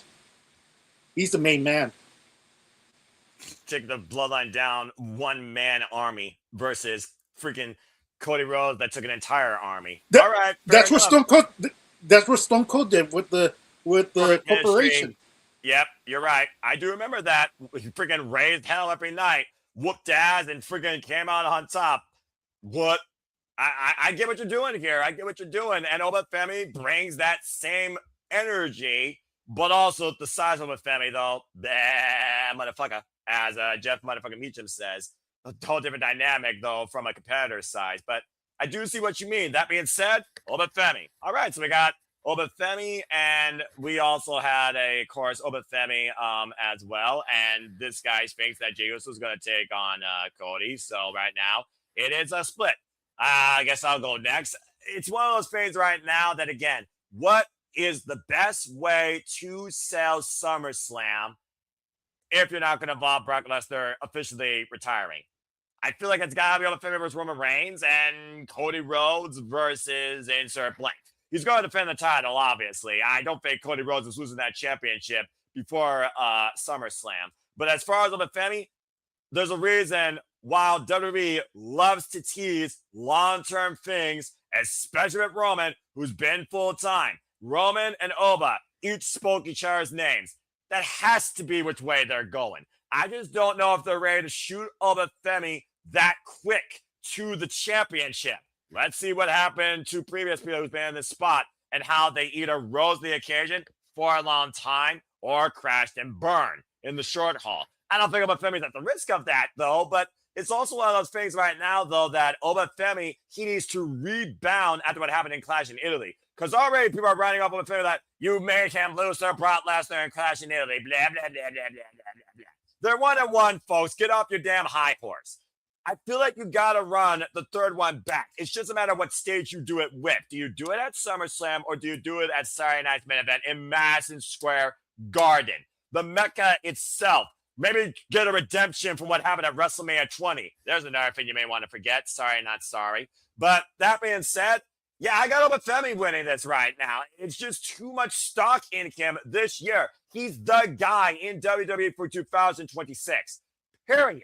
And if his pride wants him to take on Brock Lesnar versus going after Roman Reigns first, or Roman wants to send Jigga Jimmy Uso, Mama Uso, this person here, Rikishi, out of retirement, so be it. Bottom line, though, I think Femi needs to win this. I don't think you need a shenanigans of an interference angle to protect Femi and set him up for a different narrative.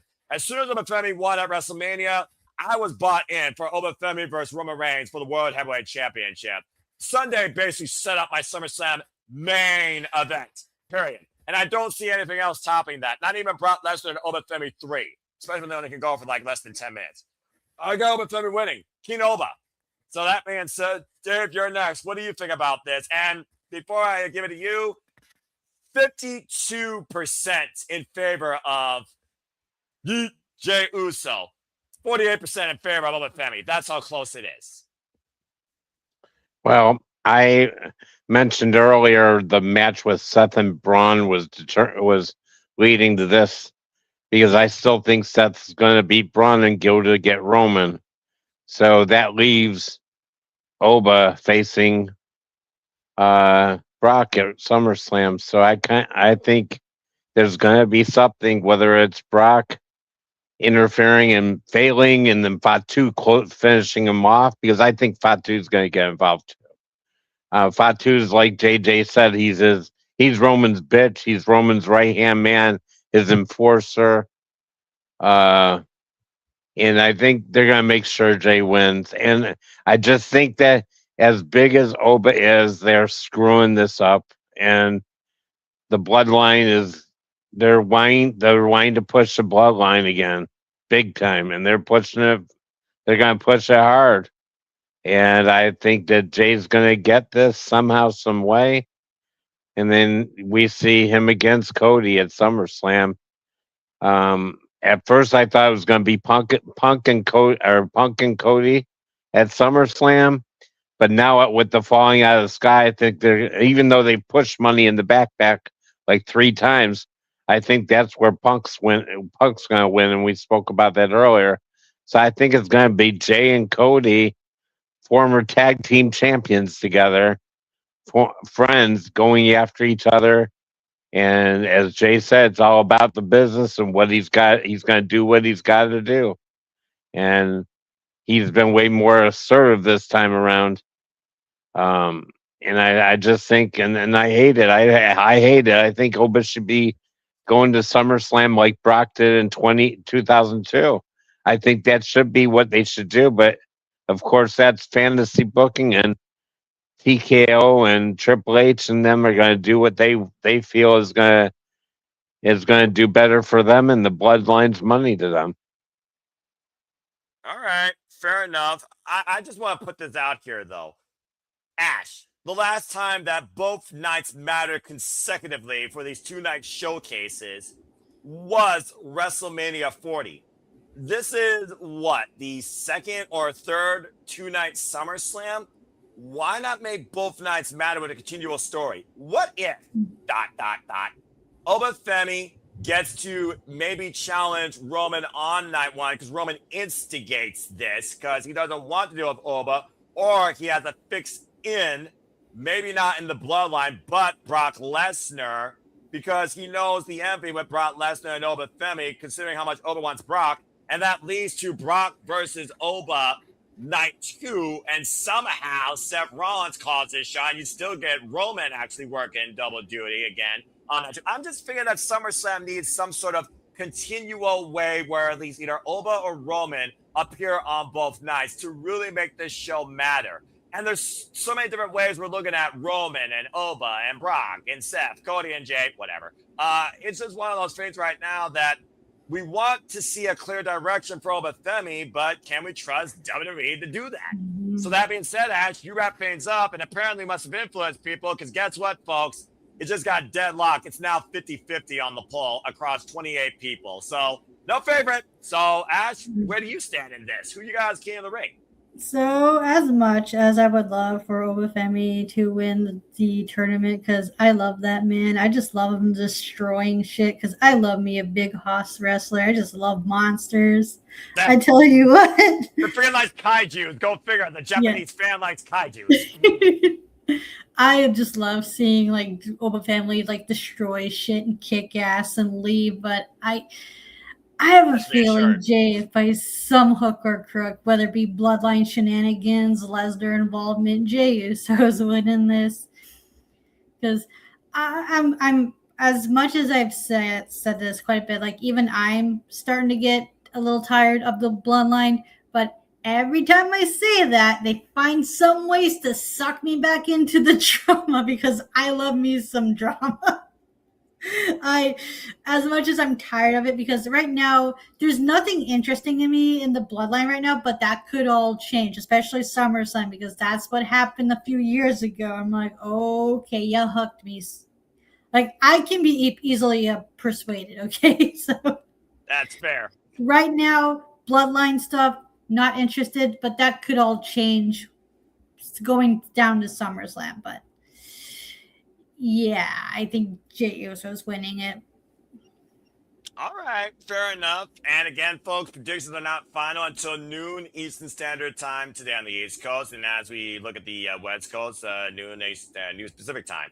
Jade, I saw your hand. What do you want to add to that real quick? I'm still unsure of my thoughts about this as well, because I'm like, do we need to see interference in this between Bloodline and Brock Lesnar, or can one man just fucking win? But then again, too much stock in both these men. One's a merchandise mover. The other one's the fucking future. What's more valuable to the WWE brand? Just saying. Go ahead, JJ. What you got to say real quick before we wrap this up? I just wanted to piggyback on what Ash said. Again, God damn it, Ash. About the drama being what ropes her back in. That right there. And I know there's certain people, Noah, that don't give a fuck, Noah, about stories and drama and bullshit, Noah. But that right there is exactly why drama and storytelling is important to a weekly wrestling show. Just when she stops to care about an angle, there is something that pulls her back in. God damn it, that's why it's so critical. Thank you for coming to my TED Talk. Oh, shut the hell up, you freaking filibuster. Go watch a reality show on telenovela or freaking Survivor 50. I do have a telenovela. I have a telenovela. It's called The Judgment Day. Right? And when you go to Wednesday nights, it's called The Death Riders and the Don Callis Family. Well, Don Callis family, Death Riders is just a Don't team forget of the Elite's wrestlers. bad for that too. It's definitely the Don Callis family because you've got El Idolo. That's total telenovela right there. Oh, right. How do you know? And Andrade. Yeah, keep going. Oh, yeah. Keep going. That's a good point. That's a good point. The Don Callis family is AEW's Brady Bunch. That's what that freaking is without a woman. No, Don Callis in the middle. The whole drama with Takeshita, that is telenovela if I've ever fucking seen. Okay, I'll give you that. Or a Japanese anime of a Fallout. Why? Anyway, Emmanuel, I see your hand real quick before we go on the Crunchyroll advertising. What the heck do you got to say? Isn't it amazing, Noah, that when Jey Uso dethroned Gunther, that they were calling it the worst WrestleMania decision of all time? A lot of fans were shitting on it, on Jey Uso, and now all of a sudden, now a lot of people are saying, yeah, Jey Uso's going to win it. How ironic is that? Well, fans are fickle. I find it hilarious inside. Regardless of how bad that decision went, and I think Dave will attest to this, there is no worse WrestleMania decision than putting LT and Bam Bam Bigelow as the fucking main event. That is the worst WrestleMania decision that they ever fucking that stuff like that was it's okay to have the stars in there, but and football players, but don't put them in a main event ever. All right. I feel like I need a Can flash of white point out screen something and white. about the Gunther versus Jey Uso match at that WrestleMania. Go for it. I will say this: Jey Uso tapping out Gunther, storyline wise, made sense. I just did not like how fast Gunther tapped out. That's my Oh only- yeah, it was like he tapped out immediately. It was that's- ridiculous. Dragunov had to club the man in the back of a fucking head with a flying torpedo and a forearm, ground and pound him, and then go for the sleeper hold. And even still, Gunther took a moment to tap out in front of a small audience in the Capitol Wrestling Center at NXT TakeOver 36. I rest my case, Your Honor. That's the argument I can make because Mm-hmm. if you paid attention to the story leading into WrestleMania, it made sense that Jey beat Gunther using the same move Gunther used to destroy his brother Jimmy, adding some more spice to the shit. I just didn't like how fast Gunther tapped out. Well, that just goes to show, even if a story draws you in, the ending can still fucking suck. But that being said, we'll see how this story ends. Find out next time to be continued here at the Simple Audible Studios when it comes to Jey Uso as a valuable singles champion. And you know I will say to Ash about how quickly Gunther tapped. Gunther tapping that quickly also makes sense, and you can look at for either side of the coin. The head side of the coin, Gunther knows how severe that move is and what damage it can do if he doesn't tap out quickly. The tail side of that coin, Jey is so inexperienced executing that move, he could seriously fuck Gunther up if he holds it too long or does something wrong. So let me tap out quickly so he doesn't injure me. That's a fair point. That's a fair shout. In-ring IQ, again, in-ring versus the drama of a cinematic reality. The many elements of That's professional like wrestling. checkers for you right there. Well, again, techers versus freaking technical difficulties and cinematic glitches. I think I know which one I invest in. While JJ, I think that's going to be an Ash t-shirt we have to make. I just need you to message me how you spell techers, and we'll get that. We'll get like I Heart Bloody Techers or something. Tekkers, and I'm going to spell END for the end of this shenanigans of a Cinema as we got not a champion. So everyone shut the fuck up. That being said, enough talk about fucking Telemundos or freaking cinematic masterpieces. Go watch Titanic, Godfather, and Scarface back to back to back if you want that shit. I don't need that in professional wrestling, damn it, when there's more content from a movie standpoint than in-ring competition. That's Or when you you can draw watch me The out. Goodfellas and The Departed for that stuff too. I prefer Casino. Ooh, that's a good shout. Now you've been recommended that. Casino and Tombstone. Well, rest in peace. Godfather. Oh my gosh, if I had a gun right now, where would it be pointing to first? Anyway, let's go ahead and get the fuck out of here. Again, folks, what are your thoughts? Who's king? Who's queen? Does the steel cage matter? When do we make the United States Championships great again? I mean, does Tiffany Stratton retain, or does Trick Williams also retain? Let us know your thoughts in the comments down below. And then let's get the fuck out of here and get some sleep. Thank goodness I'm not on the call because I am not going to deal with 25 minutes of commercials times 3. That being said, thank you all for tuning in. Stay tuned for our live coverage and stay tuned for Predictions League breakdown, of course, Monday evening. And also, one more of these fucking freaking city predictings, and then I can finally rest. Good grief. And again, good luck to everybody. Make sure you put your predictions in. I will literally, I've learned what napping is. I don't know what sleep is, but I learned what napping is, JJ. Again, shush, brother. That being said, again, make sure you put your predictions in. If you haven't already, I'll send you the form. Good luck to all of you. As everyone at NoDQ chases me, as I'm only in the lead by 1 point, it's a very slim margin. Let's get the fuck out of here and get some sleep, damn it. Especially when you guys are approaching the damn time zones here of the East. Charles, glad you popped out of the manhole cover. Before you ascend down that ladder and cover up, where can people find you and connect with you? Well, not one. You can follow me on X on Twitter, Grandel. And believe in Chase University, damn it. Or be cursed. Never. Absolutely never. And Rob Green, you're absolutely welcome to come on Cinema Dating. Thank you so much for engaging as well. And apparently Maura also agrees about Goodfellas, hands down. And Sharon Stone's Care to Ruins Casino. Well, she didn't ruin Basic Instinct. What? That being said, let's go ahead and get the fuck out of here. I remember the spoof segment from WrestleMania 21, and then I saw the original. I was like, okay, that's a thing. When are we doing this with Nina Shirakawa yet? Anyway, let's go ahead and get the fuck out of Chill, here. calm down Yes. there, Noah. Slowly corrupting Calm down there. I'm slowly losing my mind surrounded by these buffoons, and I can see it clearly. God damn it. Lord forgive me. All right, Emmanuel, plug you and your sister and go freaking take a siesta. Thank you, as always, for your patronage. Where can people connect and find you? Damn. Yes, you could follow me at Interactive Games and Movies Reviews. Well, and if you're following along, The Sims 3, Noah is going to college. He's going to communication and becoming a fortune teller. How ironic! I kid you not. That sounds like simply predicting. Is fortune telling the future of predictions? You can't make this shit up. I'm just saying. Yeah, you can. Me, a fortune teller. What the fuck? But seriously, like you can see movies. Like hopefully YouTube will be nice to me and stop blocking my movie choices. Until then, I'll post it finally once YouTube decides to let me to upload a movie.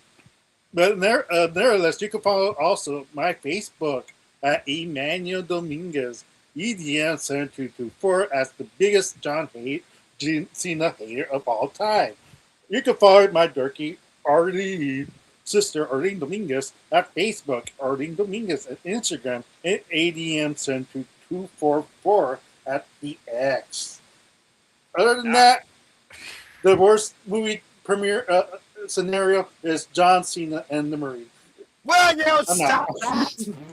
He's just asking for it to get hit by a chunkle at some point. He's asking for it. It's probably still awake hearing this. They're going to find a way to come after you with Arlene, and they're going to double team you With a for bigger chunkle. beating than Paige and Brie Bella. Freaking Brimo's going to be engaged by Arlene. All right. Thank you, Emmanuel. Nice knowing you. Good grief almighty. Dave, absolute pleasure. So glad to have you part of the Sydney Predicting family. Go ahead and tell what the people can further engage and find you. And again, shout out to the Florida side of the No DQ crew. Yay. Thank you, Noah, for having me again. You can find me on Facebook at Dave Shuffler. You can find me at Major Push Wrestling with our buddy Mean Gino. You can find me on Oofman Entertainment and Gabbing with Oof we're doing part 3 of the 30-year anniversary of the beginning of the NWO when Bash at the Beach happened, coming up in July. And also find me on No DQ doing predictions and also involved on the Tuesday night reviews. And again, thank you for having me again. It's always a pleasure. Again, no matter how much you all piss me off, and boy, do you, I still appreciate all of you. All right, that being said, she doesn't necessarily piss me off, but she does definitely drive me batty, but we wouldn't want her any other way. Ash, always a pleasure. Go ahead and tell the people can connect and find you. And of course, you and I will soon have a Bag Bracket Beatdown coming up for the G1 Climax, too. That we will. You can find me on X, the app formerly known as Twitter, at ShadowBadAsh. And don't be a dickhead. Subscribe to my YouTube channel at Baddie for Wrestling, or you will be cursed. Dickhead. Yes. Freaking changed it up. Good grief, Ashhausen. All right, thank you, Ash. And I will see you Sunday for our call of the Forbidden Door, 8 p.m. Eastern Standard Time. Get that off the screen. Yes. All right. Shut it, Charles. Oh, good Lord Almighty. Looking forward to our call. That's going to be so fun. I can't wait. So much good. So much fun. So much. So so much poor crazy Noah wrestling. has the displeasure or pleasure of calling a Zack Sabre Jr. match with me. I expect you to actually be more technical than Taz and me combined. Good luck to you. All right. That being I said, just hope that Ash has towels at the ready to be sitting underneath her. okay, JJ, really? It's after dark, but you really had to bring that up. Seriously. Is he wrong, though? Noah, did Ash deny it? Just say Ash did deny it. She did not deny it. I'll put it this way. I was about to quote Lil Jon and the East Side Boys. I'm just saying. Oh, this is fun. Well, this is awkward. Love of Pete. You know what? That might be accurate. Stop it. This is JJ, great.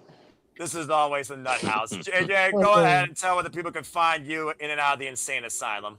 Well, before we get to me, let's put over Walter. You can follow him on Rage of Wrestling on YouTube. Subscribe. He only needs like 50 something more subscribers now to get to his goal of 300, Right. where he'll have to do the Hot Ones challenge with his wife and Noah playing the host moderator for that. You can also find him at walter.cruz.940 on Instagram and Walter Alex Cruz at X. You can check out Datilla, who was here earlier for one match. Rangers of Wrestling on YouTube, Instagram, and Twitch. Datilla _ on X. Also follow Pop Culture Powerbomb, PC Powerbomb on X, Twitter. The Bluebird is the word. God damn it! I don't care what anybody says. Oh, it's dead. All right. Make sure moving you on. follow us on Simply Reliable Studios, SR Studios 2024. That's where we make all of our major announcements.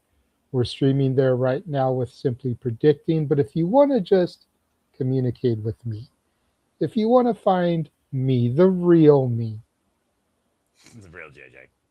There's the you graphic. can follow me on Instagram at the Renegade JJ Williams, YouTube Casa D18 Studios, X Casa D18 Studio, and God damn it, believe in Chase University. Never.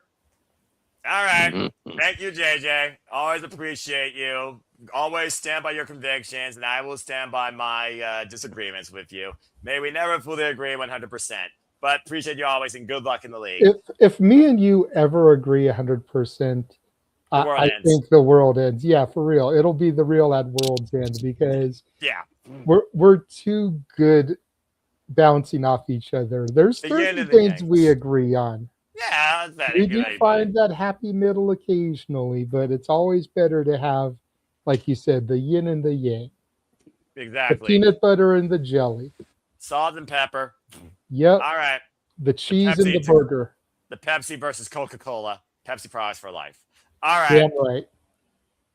Hey, Emmanuel, I see you're except for when it comes to cherry. I will take cherry Coke over cherry Pepsi any day.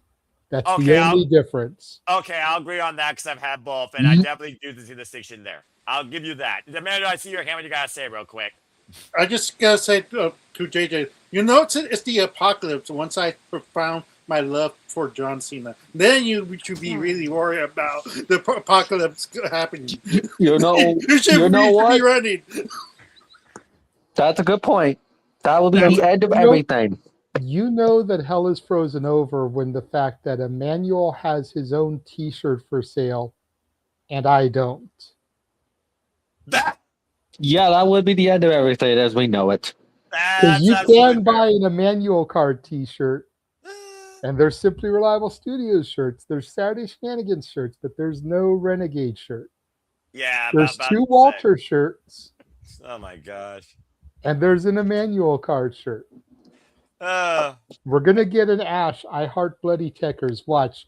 By Forbidden Door. That'll be on the freaking thing for people to be buying. Make sure it's in orange and black because that's the only way she'll take it. Or purple. Okay, Purple's fine with my brand, with my channel's colors. But yeah. Ooh. Dickhead. Oh my god, the I Love Bloody Techers in the TMDK font with the orange background. Hell yeah. All right. Well, now you got your design, JJ. I will see if I can find the TMDK font. I was gonna try to use like a dripping blood font, considering we're talking about bloody checkers. That works too. Oh my gosh, these guys are so creatively ridiculous, but it's still hilarious to engage. You love it.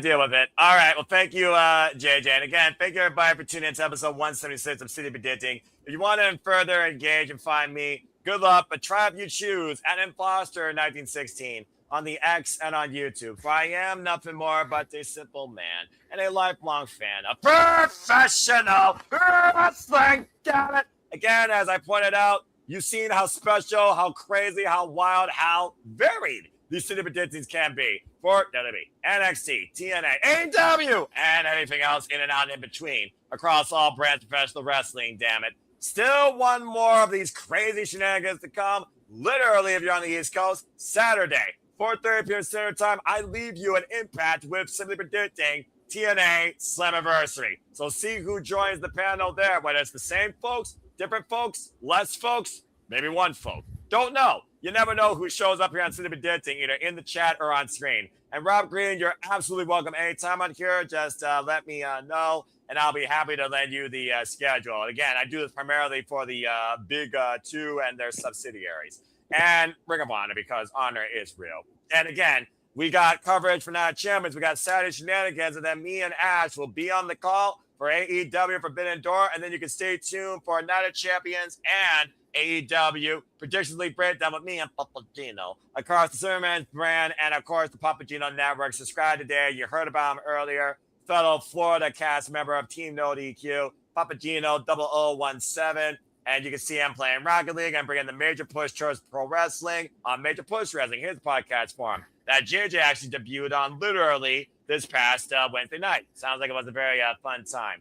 And that's really all I got to say for now, because after this madness of a weekend of wrestling concludes with the Predictions League breakdowns to follow, I'm going to finally be able to really, for the long-term snooze, until we go into Beach Break AEW, where I'll be covering that. Surf's up. But as always, I like to close. There are no winners, no losers, no betters. Just fans with opinions with this passion we all share. So at the end of the day, support one another, respect each other, protect your mentality too, treasure your families, no matter how much they annoy you, and just relax and enjoy professional wrestling. It is truly as simple as that. But with that being said, thank you so much for tuning in. As always, we're live or on demand. Please like, subscribe, comment, and tell a friend. Hit the bells if you go live on demand on any of the channels here in collaboration with Simple Level Studios and Interactive Games and Movies. Follow us on the X you saw at SR Studios 24 and hit that bell. And I assure you, the madness, the passion, the creativity, the predictions, the insanity is not going to let up anytime soon. But this is finally going to let up to bid you all now a fine adieu. And again, thank you for everybody that engaged in the chat. On behalf of the entire panel, for Datilla, for Nick, even though he's an idiot,